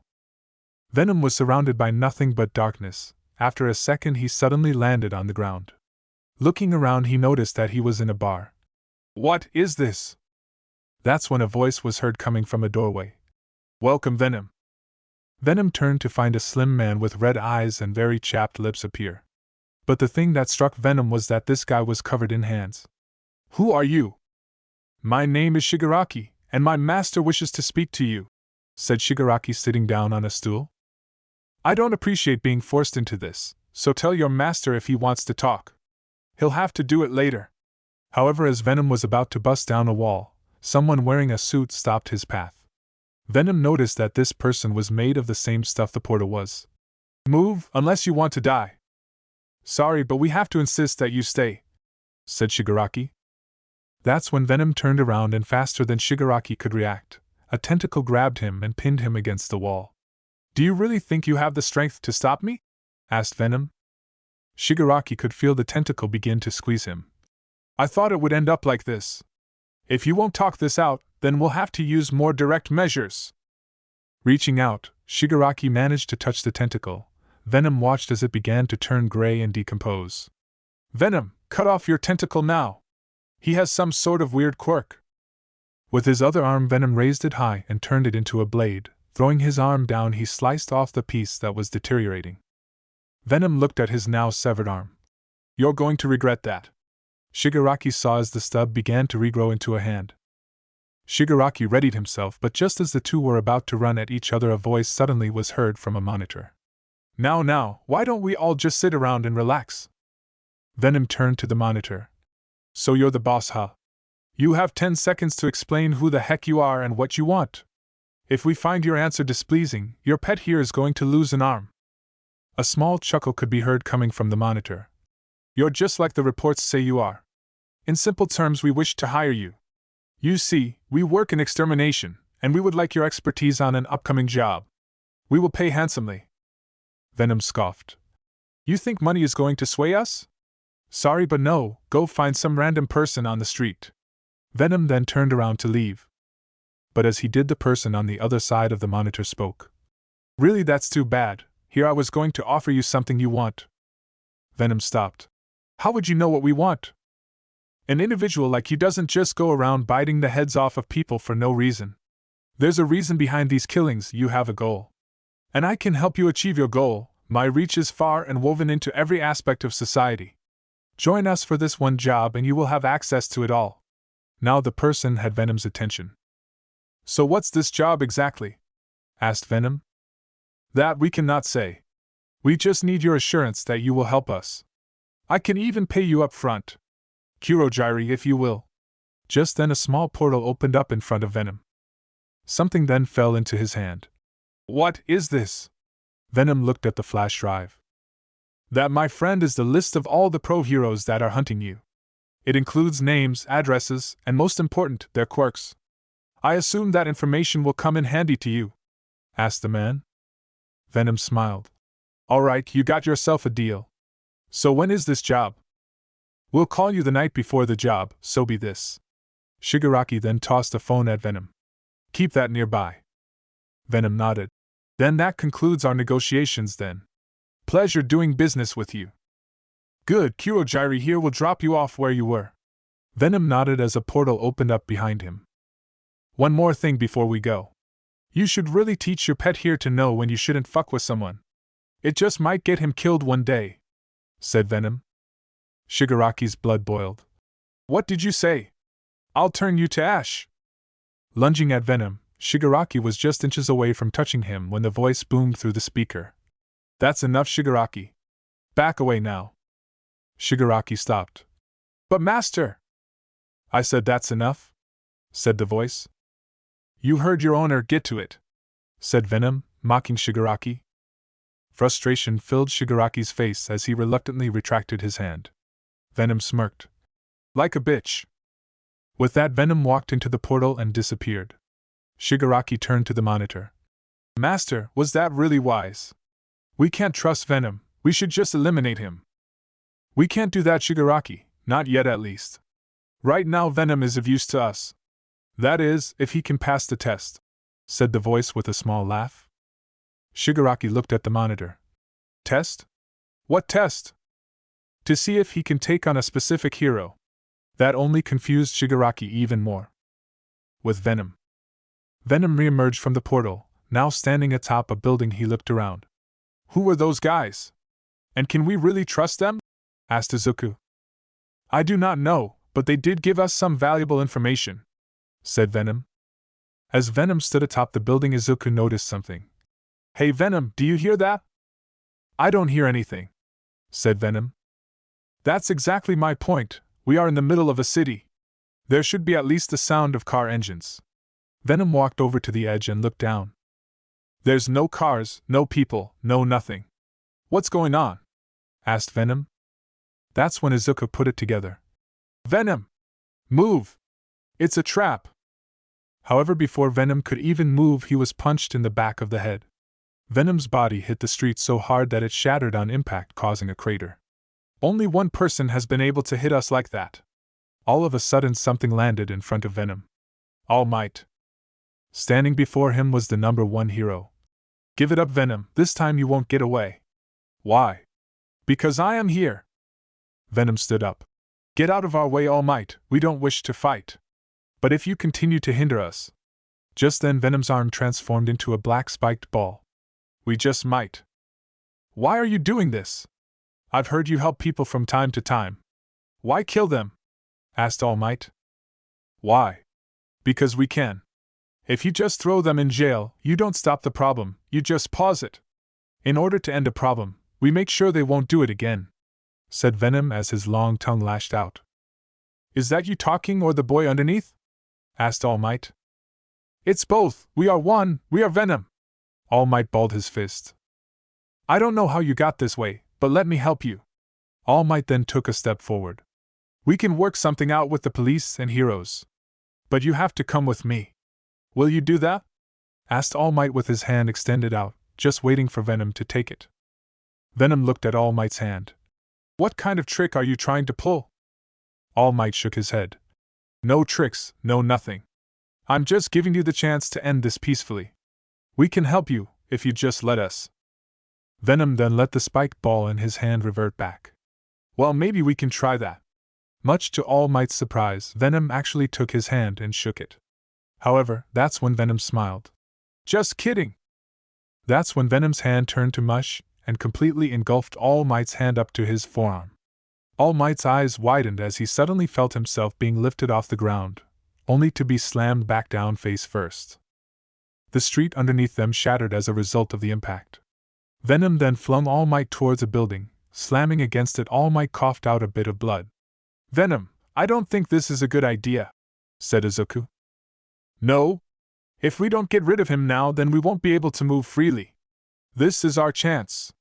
Looking to his left, Venom found a car. Transforming his hand, he sliced the vehicle in two and then grabbed each piece in each of his fists. All Might groaned in pain as he tried to pull himself free from the wall. So that's your answer, fine. Don't say I didn't give you a chance. But as the number one hero looked up, he saw Venom come flying at him. With a loud tum, Venom hit All Might across the face with one half of the car. The car broke into pieces from the hit, so Venom then raised his other fist and once again punched All Might with the other half of the car. All Might hung his head. Seeing this, Venom thought he had won. You lost, hero. Seems like talking won't work on you. If words won't work, then I'll just have to use force. Faster than Venom could react, All Might punched the symbiote under the chin. A loud boom was heard as Venom's body was thrown several meters into the sky. I told you! We can't take on All Might one-on-one, said Izuku. Shut up! Let us think. I got it, once we land, we'll hide, said Venom. However, that's when All Might appeared in mid-air. A good plan, but unfortunately for you, you won't get the chance. Venom's eyes widened as he saw All Might's arms outstretched. Ah crap! Thunderclap! Far above the city, All Might clapped his hands together, causing a massive shock wave of pure sound. The resulting sound wave was enough to shatter windows for several blocks, and Venom got the worst of it. Venom screeched out in pain as he peeled off of Izuku. But that wasn't the worst of it. Now, without the symbiote, Izuku was powerless, which meant he had no way of stopping himself from falling. Falling to the ground, Izuku began to panic. Venom! Come on, I need you right now! But Venom didn't reappear. Izuku's eyes widened as he saw the floor quickly approaching. Izuku put his arms out in front of him, but before he could hit the floor, All Might caught him. Landing on an empty, dark roof, All Might dropped Izuku, causing him to roll to a stop. Izuku looked up to the hero towering over him. It's over, kid, you lost. Now come with me. Getting up, Izuku grabbed his injured shoulder. What is with you and roofs? This is just like last time. All Might raised an eyebrow. Have we met before?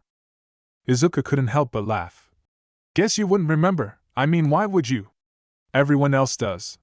Thanks to the darkness, All Might couldn't get a good look at Izuku's face, but he did see the gleam of green in his eyes. As All Might approached, a helicopter suddenly appeared behind Izuku and shined a bright light behind him. That's when a man appeared from the door of the helicopter with a minigun pointed right at Izuku. It's over, Venom! Surrender or we will shoot! All Might then heard clicking behind him. Turning around, he saw that it was several soldiers, but instead of the Japanese flag, they wore the symbol of White Sea on their arms. Who the hell are you guys? Izuku smirked. Well, isn't this just great? Oh well, I guess we'll have to finish our conversation another day, All Might. Later! Izuku then turned and ran towards the edge of the roof. Wait, kid, don't! Yelled out All Might as he watched Izuku jump from the roof. The soldiers quickly ran to the edge of the building, only to have two soldiers impaled in the face by black tentacles. Shit, open fire! One of them yelled out. The remaining soldiers all began to fire. The helicopter moved into position and fired down the side of the building. Venom is on the move! I repeat, Venom is on the move! With bullets whizzing by, Venom once again surrounded Izuku. Good to have you back, Venom. I was starting to get worried, said Izuku. Landing atop a car, Venom smiled. It's good to be back, but that blast almost killed us.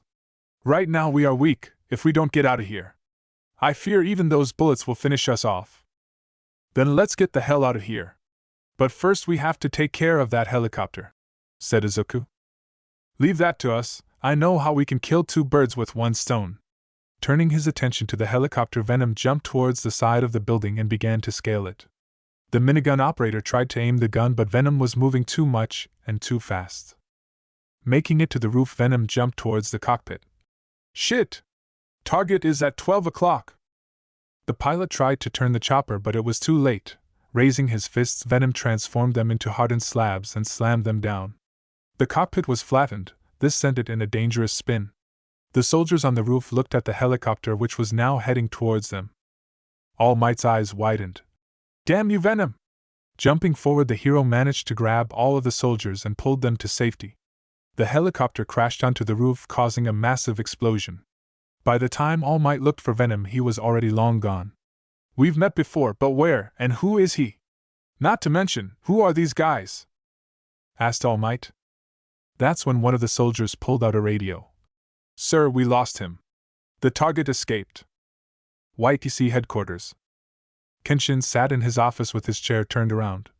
I see, did you learn anything? Sir, it seems the symbiote has taken over a young boy. We didn't get a good look at his face though, explained the soldier. I already knew, so you failed is what you're telling me. Kenshin sighed. I am very disappointed in you, Commander. Consider you and your team fired. Turning his chair around, Kenshin hung up the phone. Failures, all of them failures. They can't even find one little kid. Kenshin slammed his fist onto the desk in a fit of rage. However, that's when the phone beeped. Mr. Yayorozu, your daughter is here. Composing himself, Kenshin nodded. Send her in. A second later, the doors to Kenshin's office opened up and in walked a tall girl with long black hair that was tied up in a ponytail. Father. Momo, my daughter, you are going to UA tomorrow, are you not? Asked Kenshin. Momo nodded. Yes, father, since I got in through recommendation, the school saw fit that I familiarize myself with the campus. Additionally, those who are taking the entrance exams will also be present. Good, good, I want you to do something for me. Do not disappoint me, daughter. I have spent too much money on getting you in for you to fail, said Kenshin. Momo bowed. Of course, father, I won't let you down. Very well then, that is all, you may go. With that, Momo began to walk towards the door, but as she reached out to open it, Kenshin spoke. There is one more thing. I'd like for you to report any quirks that have to do with transformation. I assume you know what I'm talking about. I do, and I will look out for it. I'll take my leave now. Having gotten her assignment from her father, Momo walked out of his office. As she walked down the long hallway, she breathed a sigh of relief. He only calls for me when he wants something. And now that he lost that alien thing, his demands are becoming more outlandish. At least in UA I'll finally have some alone time, and maybe make some real friends. A new path. Jiro was nervous. Right now she stood in front of UA's gates. Alright, Kyoka, you got this. There's no reason for you to be nervous, you studied, you kind of worked out, all you have to do is not fuck it up and you're good. Taking a deep breath, Jiro walked through the gates of UA for the hero entrance exams. After checking in, she was instructed to go into the testing area, where they would be taking a written test. Jiro wouldn't consider herself a genius, but she was by no means dumb or lazy. In her middle school, she often ranked pretty high up. They had 1 hour to complete a 50-question exam on hero rules and basic high school entry subjects. By the end of it, Jiro finished about 10 minutes early and used the remaining time to check over her answers. Once the hour was done, everyone turned in their test and was taken to an auditorium for the second part of the exam. Finding a seat, she sat down next to a girl with short brown hair. So how was the written exam for you? She asked. The question caught Jiro by surprise. Oh, it was alright, I guess. There were some difficult questions. The girl nodded. Yeah, I should have studied more. I'm Achiko Uraraka, by the way. Kyoka Jiro, nice to meet you, replied Jiro. Alright, everybody. Who's ready to party? Yelled out someone appearing behind the podium. No one said a word. Wow, tough crowd. Anyway, I'm Present Mike and welcome to the second part of the UA entrance exam. As some of you know or not know, depending if you read the paper, the second part will be a practical. That's when behind the podium an image of 3 robot outlines were seen, each with their own distinct number value. The exam will have you running around a city destroying robots. Each robot has their own point value. That's when Jiro saw a hand shoot up just a few rows down. Excuse me, but the pamphlet says there are 4 robots. Present Mike pointed at a tall boy with blue hair. I was getting to that. The 4th and final robot will be worth 0 points. So avoid it if you can. The boy bowed. Excuse me for my rudeness. Jiro smirked. He looks really uptight. Uraraka nodded. Yeah, he does. So back to what I was saying. Avoid the zero pinter at all costs. The rules are simple: destroy as many robots as you can. The more you destroy, the more points you'll get. Feel free to use your quirks however you please. But you can't directly or indirectly use your quirk on others. So that means no sabotaging. You'll now be separated into groups. Good luck, everyone. With that, President Mike walked away from the podium as staff handed out papers with a group number. Well, Jiro, let's hope we both pass, said Uraraka. Jiro nodded. Seems straightforward enough. Good luck. The students were then given an arena to report to. Jiro would go to Arena 2. Yue allowed everyone to change into more comfortable clothing for this portion of the exam. All right. Is everyone ready? Asked President Mike as he stood atop a watchtower. A few more rules before we begin. You will have exactly 10 minutes to destroy as many robots as you can. There are more than enough for everyone, so have at it. Also remember, no attacking each other. Got it? Good. Jiro and the rest of the students suddenly saw the doors to the massive city open up. But instead of going in, everyone just looked at each other. Well, everyone but Jiro. Pushing her way to the front, she quickly ran into the city. What are you guys waiting for? Get going, there's no start indicator in real life, said Mike. The students then looked into the city to see Jiro running at a 2-pointer. Extending her earphone jacks forward, she stabbed them into the robots. Channeling her heartbeat through them, she managed to destroy the inner circuits, which caused the robot to spark, effectively destroying it. Midoriya switched places with me during the mall incident and nearly lost his life. I'll be a hero and make sure that doesn't happen again, said Jiro as she made her way to another robot. The other students quickly followed Jiro's lead and ran into the city. Each student was doing their best, racking up points, and everything was being watched by several individuals in the observation room. We have a lot of potential this year, said Nizu. Midnight nodded. True, we have students with speed, power, skill, and stealth. While it is true we look for power, that's not all we want in our hero students. You need guts and heart, you need to be able to make quick decisions under pressure, said Aizawa as he looked at the monitors. Looking to his left, Aizawa saw All Might sitting in a chair, not saying a word. Are you still thinking about Venom? Asked Aizawa. All Might looked up, revealing that he was in his skinny form. Huh! Oh yeah, I still can't believe he's so young. He might be as old as these exam takers. Any chance he's here? Nizu shook his head.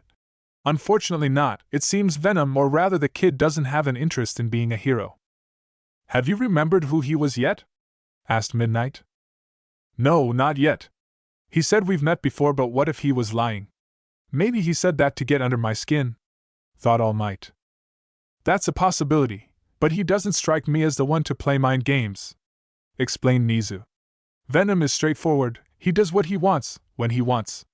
There's no reason for him to play games. Speaking of playing games, I think it's time for the final boss, no? Midnight nodded, and turning to the control panel, she pressed a giant red button. Back in the city, Jiro was exhausted. She had been running around the city trying to rack up the points. But after 8 minutes she managed to destroy a few robots for a total of 35 points. I still need more points, it might not be enough, said Jiro as she leaned against a pole. However, as she was resting, the ground beneath her began to shake violently. What's going on? That's when it appeared. From the center of the city, a massive robot, several stories tall, began to rise from the ground. At its max, the Titan dwarfed the buildings around it. It then swung its massive arm, destroying a building in the process, and sending pieces of said building flying at the students. Jiro's eyes widened as she noticed a piece of wall flying at her. Ducking down, it narrowly missed her as it slammed against the wall behind her. You know, maybe I shouldn't mess with that. Jiro was not alone in making that decision. Several other test takers quickly began to run away from the Titan as it made its way towards them. However, just as she was going to be in the clear, Jiro heard something. Help me.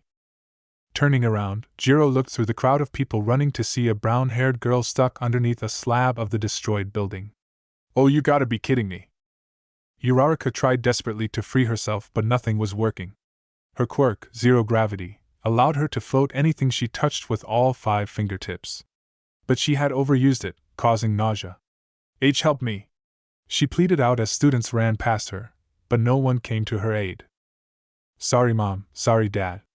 I wanted to become a hero for you guys, but now, I don't think I'll make it. Just as Uraraka was about to give up hope, a voice called out to her. Hey! You alright? Looking up, Uraraka noticed that it was Jiro. I am here to help. Anything hurting? My ankle, I think it's broken. Uraraka then looked behind her to see the Titan robot rumbling toward them, destroying everything in its path. Leave, the robot is almost here, it's going to flatten you, said Uraraka as Jiro tried to lift the slab off of her. And no way! I'm getting you out of here, said Jiro as she strained herself. Unable to lift the slab, Jiro got another idea. Cover your ears, this might get loud. Uraraka nodded and did as she was told. Jiro then stabbed her earphone jack into the slab and began to channel her heartbeat through them. With a loud tum, the slab split into tiny fragments, freeing Uraraka. Alright, let's go. Jiro then grabbed Uraraka and then threw her arm around Uraraka's shoulder. Thank you, said Uraraka as they made their way towards safety. Don't thank me yet, explained Jiro. That Titan is still on our asses. The massive robot rolled its way down the main road towards the 2 girls. Jiro's eyes widened as it suddenly began to reach out for them. Ah hell! Closing her eyes, Jiro braced for the impact. And in that second that she thought it would all be over, Jiro could only think of Izuku. The Titan reached out for the 2, but just as it was inches from grabbing them, a loud buzzer was heard. Time's up! I hope you all got enough points. Those who are injured, please stay where you are. We will bring someone over soon. Jiro sighed as she slowly lowered Uraraka onto the sidewalk. Man, that was close. Now sitting on the floor, Uraraka grabbed her ankle. Sorry for making you help me, and sorry if I was heavy. Jiro shook her head. It's fine, just glad we are both safe. She then looked at Uraraka. You were kind of heavy, must be because of that rack. Damn, I'm jealous. Jiro instinctively compared them to her own, and well, there was no competition. In the end, they are just lumps of fat, but still. Would Midoriya like me more if they were bigger? Jiro's face turned slightly red as she thought back to when Izuku said she was cute. Oh my, your face is a bit red. Are you alright, dear? Asked an old woman with a walking cane. Oh, yeah, I'm fine, it's her you should be worried about. I think her ankle is broken, said Jiro, motioning towards Uraraka. Let me see. The woman then checked Uraraka's ankle. It doesn't seem to be broken, but it is sprained. Don't worry though, I'll patch you right up. The woman then kissed Uraraka on the cheek, and almost instantly the injury healed. Wow! That's amazing. Wait, are you recovery girl? That's right, here, have some gummy bears. My quirk uses your body's natural response to heal, but it also makes people really tired, explained recovery girl. Uraraka nodded. Thank you so much. With that, recovery girl walked away from the 2 to treat others. Stay here and rest. If we're lucky, we might see each other again in the hero course, said Jiro. Yeah, thanks again for all your help, said Uraraka, bowing slightly. Don't mention it, see ya. Jiro then walked away to go change. Going into the lockers, Jiro changed back into her middle school uniform. As she was walking out of the locker room, she pulled out her phone. Now I have to wait an entire week to find out if I got in or not. This is going to be nerve-wracking. Maybe I should call Midoriya. Now standing outside of UA's gates, Jiro began to dial Izuku's number. As it was ringing, Jiro watched as a long black limo drove by. Sitting in the very back with the windows down was a girl with her hair tied back in a ponytail. For a brief moment, Jiro and the girl's eyes met. Huh, I didn't see her during the exam. I wonder who she was. Hey Jiro. Earth to Jiro, you there? Asked Izuku through the phone. Jiro snapped back to reality. Oh, sorry about that, just got distracted. So anyway, I just finished up the entrance exam. Really? So how did you do? Asked Izuku excitedly. Honestly, I couldn't say. They didn't say much, but I have to wait for a week for the results to come through the mail. Jiro then suddenly heard a loud crashing sound. What was that? That was some junk I was cleaning up at the beach. Looks like I didn't stack it right and it almost crushed me, explained Izuku. You're working out already? Are you sure your arm is all healed up? asked Jiro, concerned. Oh, is someone worried about me? Teased Izuku through the phone. Jiro blushed slightly. I'm kidding, but if you must know, yes, my arm is healed up. Good, so how about I join you? We can work out together, proposed Jiro. That's cool, but you should rest. You just took UA's entrance exam. Rest up for today, we'll train tomorrow, said Izuku. Jiro thought about it. Well, I am a bit tired from fighting the robots. Alright, fine, tomorrow it is then. Alright, see you there. Later, Jiro. With that, Izuku ended the call. As Jiro looked at her phone, she couldn't help but smile. He's such a dork. With Izuku. Izuku was at the beach and he was working out, kind of. Well, it was more Venom having fun than anything else. Venom wasn't happy. After his fight with All Might, he'd begun to be more aggressive. Currently, tentacles were sprouting from Izuku's back and grabbing every bit of trash around him and throwing it. This had been going on for about 45 minutes. After the phone call, Venom stopped. Better? Asked Izuku. Better, responded Venom. Good, let's head home for today. I want to get a look at that list of names and quirks. I don't want to get caught off guard by some random hero, said Izuku as he got up. Agreed, and next time we will kill All Might. Izuku sighed. He's already kicked our ass twice. Do you really think we can take him? Yes. Izuku raised an eyebrow. All we have to do is get in closer. For now we lay low, we can't risk running into All Might again. If we do, we might be separated, said Izuku. We will never let that happen. Good, glad to hear we are on the same page.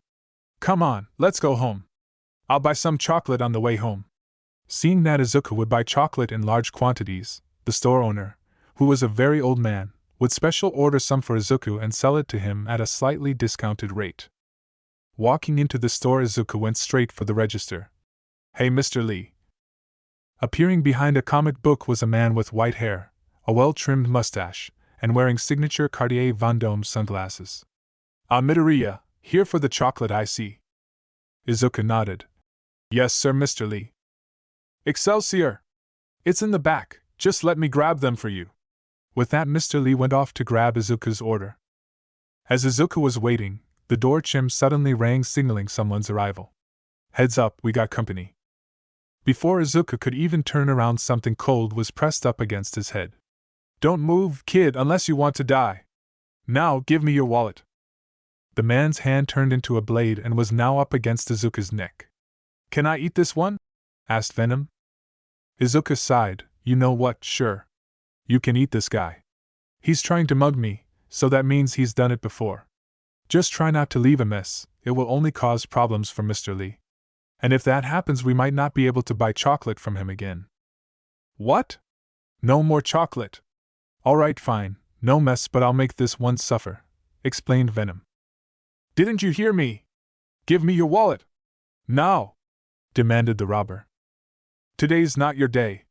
You should have left when you had the chance, said Izuku. Huh? Can't you feel my quirk? I'm going to slice your head off if you don't give me your wallet, yelled out the robber, but Izuku wouldn't move. Fine. I'll just take it from your body. Raising his arm, the robber was about to slice off Izuku's head when a black hand appeared from his back, stopping the blade. What? Covering Izuku completely, Venom appeared. The mere sight of him made the robber tremble in fear. You have caught me in a bad mood. What the fuck are you? Yelled out the robber as he activated his quirk again on his other arm. The robber tried to slice Venom's face, but Venom simply opened his mouth and bit the blade, shattering it. That was rather rude. Now I will take my frustration out on you. Picking up the man, Venom began to slam him against the wall, floor, and shelves of the store. Venom! What did I say about a mess? Yelled out Izuku. Venom stopped. Looking around, he looked at the mess he created. Soda cans, candy, chips, and bento boxes scattered the floor. The shelves that once stood were now toppled along with their goods. Oh, right. He then raised the robber by one leg. At this point, the man was barely conscious and bleeding profusely from his body. See, this is your fault. Whatever, I'm going to eat you. Opening his mouth, Venom bit the head off the man before swallowing him whole, leaving no trace behind. All right, Midoriya, here's your chocolate. Mr. Lee appeared from the back to see that his store was a mess and Izuku was still standing behind the counter. Raising his glasses, Mr. Lee looked at Izuku. "Midoriya, what happened?" "Oh, you know." Izuku was trying to come up with a good excuse. "An earthquake?" Mr. Lee blinked a couple of times. "Huh, guess I didn't feel it. Must be my age." Izuku couldn't believe it. Holy shit, that worked. "Come on, you're not that old. Here, let me help you with the cleanup." Getting to work, Izuku helped Mr. Lee pick up the mess he created. Now done, Izuku took out his wallet to pay for the chocolate, but before he could grab the money, Mr. Lee put his hand up. "Nope, no charge. Not after you helped me." "Are you sure? I can still pay you," offered Izuku. "It was my fault anyway." "I won't accept it. Please, Midoriya, take it." Seeing that Mr. Lee wasn't going to give it up, Izuku sighed. "Since you put it that way, I accept." "Thank you, Mr. Lee." Grabbing the big box of chocolates, Izuku bowed and left the store. 1 week later. "Alright, Jiro, you ready?" asked Izuku as he wore his workout clothes. Jiro nodded. "Yes." "Good, now go." Jiro then jumped at Izuku and tried to grab him. Izuku jumped back only to have Jiro's earphone jacks appear in front of his face. Izuku's eyes widened, but he soon leaned back, dodging the earphone jacks. "Not bad, you're getting better," said Izuku as he put his hand on the floor and kicked his legs up. His target, Jiro's stomach, but as his feet were inches from hitting her, Jiro wrapped her jacks around his legs, stopping his momentum. "Thanks, but you should really stop talking and hit me." Flinging her jacks, Jiro caused Izuku to flip in the air. Landing on his feet, Izuku stood up and looked at Jiro. "I would hit you, but I don't want to hurt you." Jiro raised an eyebrow. "Well, that's just sexist. Just because I'm a girl you think I can't take it?" "No, that's not what I meant. I know you can take it, you're strong, I know that, and so do you. But you lack one thing," explained Izuku. "And what's that?" asked Jiro. Appearing suddenly in front of her, Jiro panicked and tried to stab her jacks into Izuku. But before she could, Izuku disappeared once again and reappeared behind her. Jiro tried to turn around, but before she could, Izuku swiped her legs, causing her to fall. As she fell, Izuku then grabbed her arm and twisted it back. With a thud, the two fell to the floor with Izuku on top of Jiro. "You lack confidence." Jiro tried to break free of the arm lock but found that Izuku was using his weight against her. Alright, I give. Now can you please get off of me, this position is a bit. Izuku smirked as he leaned down and whispered into her ear. "A bit what, tell me?" Blushing, Jiro began to squirm around. I mean people might get the wrong idea." Chuckling, Izuku got off of Jiro and offered her a hand up. "You may act tough, but you have a sensitive side, don't you?" Grabbing his hand, Jiro pulled herself up. Shut up." Izuku put his hands up. Alright, I'll stop. "So, any word from you yet?" Jiro walked over to her water bottle. "No, not yet. It's been a week, so the notice should come any day now." That's when it happened. Jiro suddenly got a call on her cell phone. Digging into her bag, she found her phone. "Hold on, it's my mom." Jiro then picked up the call. "Hey Mom, what's up?" "Kyoka, it's here," said Mika with excitement in her voice. "What is?" asked Jiro. "The results for UA. It just arrived." Jiro's eyes widened. "Speak of the devil. Alright, I'll be home soon, don't open it," said Jiro as she hung up the phone. "Looks like the results are in." "Really? That's pretty convenient. So I guess you'll be heading home?" asked Izuku. Jiro nodded. "Yeah, I need to see if I passed or not. Although, I'm really nervous." "Hey, I'm sure you did amazing. Just be more confident in yourself," said Izuku with a smile. Seeing Izuku's smile actually calmed Jiro down.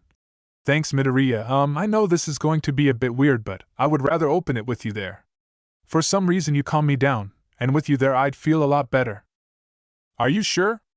I mean, I don't mind, but what about your parents?" asked Izuku. Jiro shrugged. They won't mind, I think." "Well, if you're sure, then I'll go," said Izuku. "Awesome! Let's go." With that, the two then began to pack up their stuff and head towards the station. After getting on in a 20-minute ride, they arrived at Jiro's stop and walked to her place.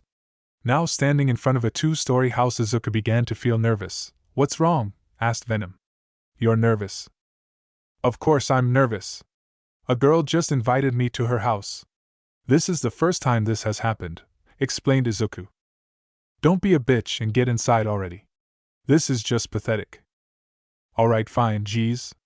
For a weird alien you sure like to criticize. Are you coming, Midoriya? Asked Jiro as she stood at the door. Snapping out of it, Izuku nodded. Yeah, sorry about that. Fair warning, my parents can be a bit weird, so keep that in mind. Walking in, Jiro announced her presence. Mom! I'm home. Turning the corner, Mika appeared holding the envelope in her hands. It's about time you showed up, I was starting to. Mika stopped when she saw Izuku standing beside Jiro. Oh. Izuku bowed. It's nice to meet you, my name is Izuku Midoriya. Mika smiled. Well, aren't you well-mannered, my name is Mika Jiro. Nice to meet you too, Midoriya.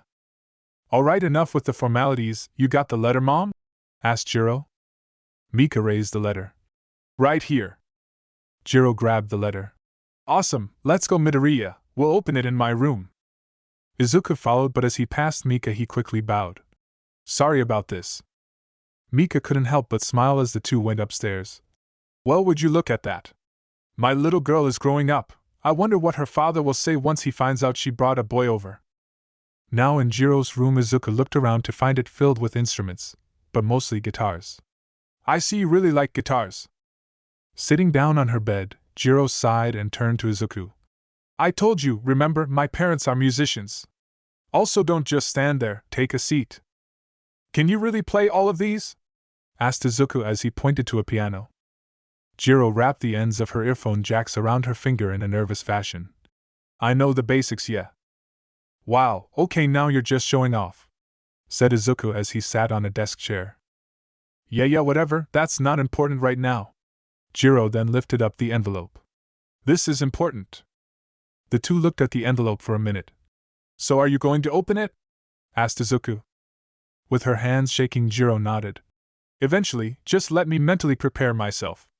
Closing her eyes, she began to take deep breaths in an effort to calm herself. Izuku rolled his eyes. Oh, for God's sake. Getting up from the chair, Izuku walked over to Jiro and snatched the envelope out of her hands. Snapping her eyes open, Jiro looked at Izuku. Hey! Give that back.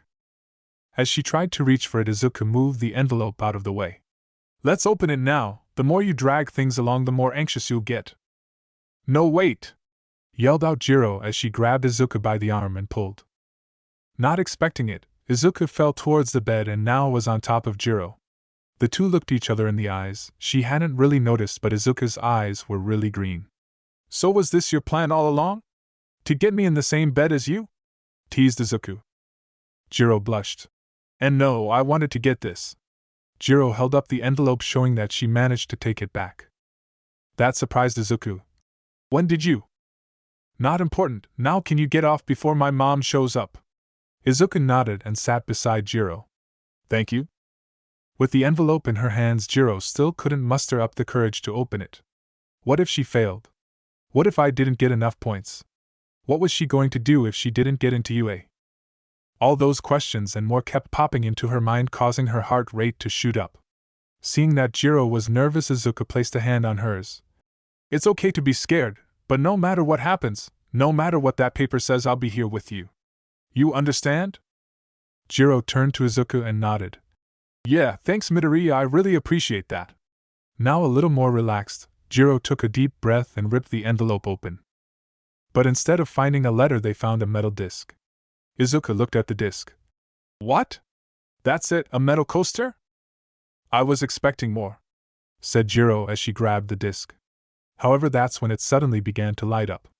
Startled, Jiro dropped the disc. As it landed in between the two, a holographic projection of All Might appeared. All Might! Izuku narrowed his eyes. It's him. Easy, Venom, he's not here, this is just a projection, said Izuku. Is this thing on? Oh, it is? I am here, as a projection. As you may or may not know, I am All Might. Now I know what you must be thinking, why is the #1 hero making this? Well, I'll tell you why, because you are looking at the newest UA faculty member. I will be teaching at UA this upcoming semester. I hope to teach the future heroes a thing or two, and that could be you, so let's find out, shall we? Jiro and Izuku both knew what was next. Clearing his throat, All Might grabbed a piece of paper off screen. Kyoka Jiro, when it comes to the written part of the exam, I am pleased to say that you passed. Very good work. Jiro smiled at her accomplishment. See, I told you, nothing to worry about, said Izuku. However, as you know, that wasn't the only part of the entrance exam, you also had the practical. So let's see if you passed. You destroyed several robots, bringing your total to 38. Not bad, but sadly not enough.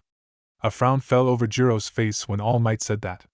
But destroying robots wasn't the only way to earn points. We also had a secret category called Hero Points. As the name implies, you get points by doing heroic acts, and you, Jiro, did. You were the only one to jump into action when the other test taker was trapped.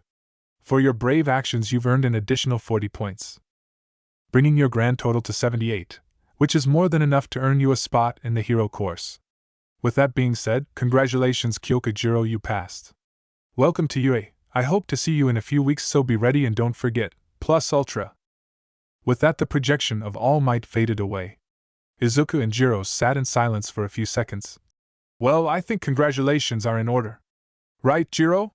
As Izuku turned, he was suddenly hugged by Jiro. It took a few seconds, but eventually Jiro noticed what she was doing and quickly broke the hug. Sorry, I didn't mean. It's fine, what's important is that you passed, said Izuku with a big smile on his face.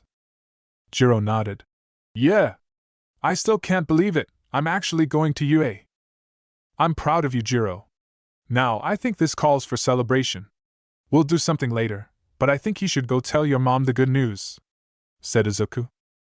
She probably already knows, she does have the same quirk as I do. But you're right, I should go tell them. But first, I do have one request, a sort of reward you can give me, said Jiro as she nervously played with her jacks. Izuku raised an eyebrow. Oh sure, whatever you want. Just tell me. Jiro turned to Izuku. Well, I want you to call me by my first name. Call me Kyoka. Izuku blinked a couple of times. Sure, if that's what you want. Alright, Kyoka, but you have to call me Izuku. No more nicknames. Kyoka smirked. Not a chance, Jolly Green. Izuku sighed. It was worth a shot. Just you wait though, I'll think of a nickname for you. I will have my revenge. You are welcome to try Green Bean, but until then I'm going to keep calling you those nicknames, said Jiro as she got up from the bed. Izuku followed suit. Fine, whatever, anyway go tell your parents the good news. I'll see you later, alright? Right, come on, I'll walk you out. I wouldn't want my mom to start interrogating you, said Jiro. I will plead the fifth in any and all questions, and ask for my lawyer to be present, said Izuku in a joking manner. Jiro laughed. Yeah, that wouldn't work on my mom. She's like me but 10 times worse. Then I'd better not do anything dumb when she's around, said Izuku. A wise policy, Midoriya, said Mika as she appeared beside the stairs. Leaving so soon? Unfortunately, yeah, Jiro, I mean Kyoka here has something she would like to share. And it's better not to have someone who's not family here. Besides, my mom will freak out if I stay out too late, explained Izuku. Mika caught the fact that Izuku just called her daughter by her first name. I see, well, it's best not to keep her waiting. It was a pleasure meeting you, Midoriya, even though our time was short. Izuku bowed. The pleasure was all mine, thank you for having me. With that, Izuku opened the door and walked out of Kyoka's house. Kyoka stood there beside her mother. So, said Mika. Is he your? He's not my boyfriend, responded Kyoka before her mother could finish the question. Oh really? Then why did he call you by your first name? Questioned Mika. Kyoka looked away. Because I told him to, that's why. Remember the mall incident? Well, he's the one who saved me. Izuku switched spots with me and in doing so he almost died. Mika was a bit surprised, Kyoka was never this open. I see, are you sure that's all? Kyoka turned to her mother. Yeah, why? Oh, nothing, it's just, you seem a bit different than usual, said Mika. Anyway, you should invite him over for dinner next time. If he saved you, we should thank him properly. Kyoka nodded. I'll ask him later. Good, so what was this news he was talking about? Asked Mika. Right, I actually got into UA, said Kyoka. Mika smiled as she hugged Kyoka. That's amazing, dear! I just knew you could do it. Thanks, Mom, answered Kyoka, slightly embarrassed. I'll make your favorite food tonight. I can just picture the look on your father's face when he finds out you got into UA. That and the fact that you have a boyfriend now, said Mika in a teasing manner. Kyoka blushed. He's not my boyfriend! Breaking away from the hug, she decided to go to her room until dinner was ready. Laying on the bed, Kyoka sighed. Well, at the very least I'm not opposed to the idea. As Izuku got home, he had dinner with his mom and went to his room. Once there, he walked towards his desk and turned on his computer. Venom the drive. A black tentacle then suddenly appeared behind Izuku holding the flash drive Shigaraki gave him. Plugging it in, and after a few clicks, Izuku pulled up the files on the heroes. We can use this, said Venom. Izuku smiled. Yes, we can. They won't even know what hit them. And there you have it, my extraordinary fam. Part 1 of What If Deku Had Venom? Did it blow your minds or what? If you're as hyped as I am, drop a comment below with your thoughts and theories. And don't forget to share this video with your fellow heroes in training. Before you go, special thanks again to the legendary R. Smalls, you're the real hero here, buddy. And to all of you out there, whether you're new to the channel or a long-time companion, my appreciation for your continuous support is as infinite as the Marvel multiverse. Massive appreciation for the continuous support, legends. Your likes and comments fuel the fire, so keep them coming. If you haven't already, hit that subscribe button, join the Chronos crew, and let's keep this What If adventure rolling. Until next time, stay awesome, stay legendary, and as always, it's your boy Chronos, signing off. Peace.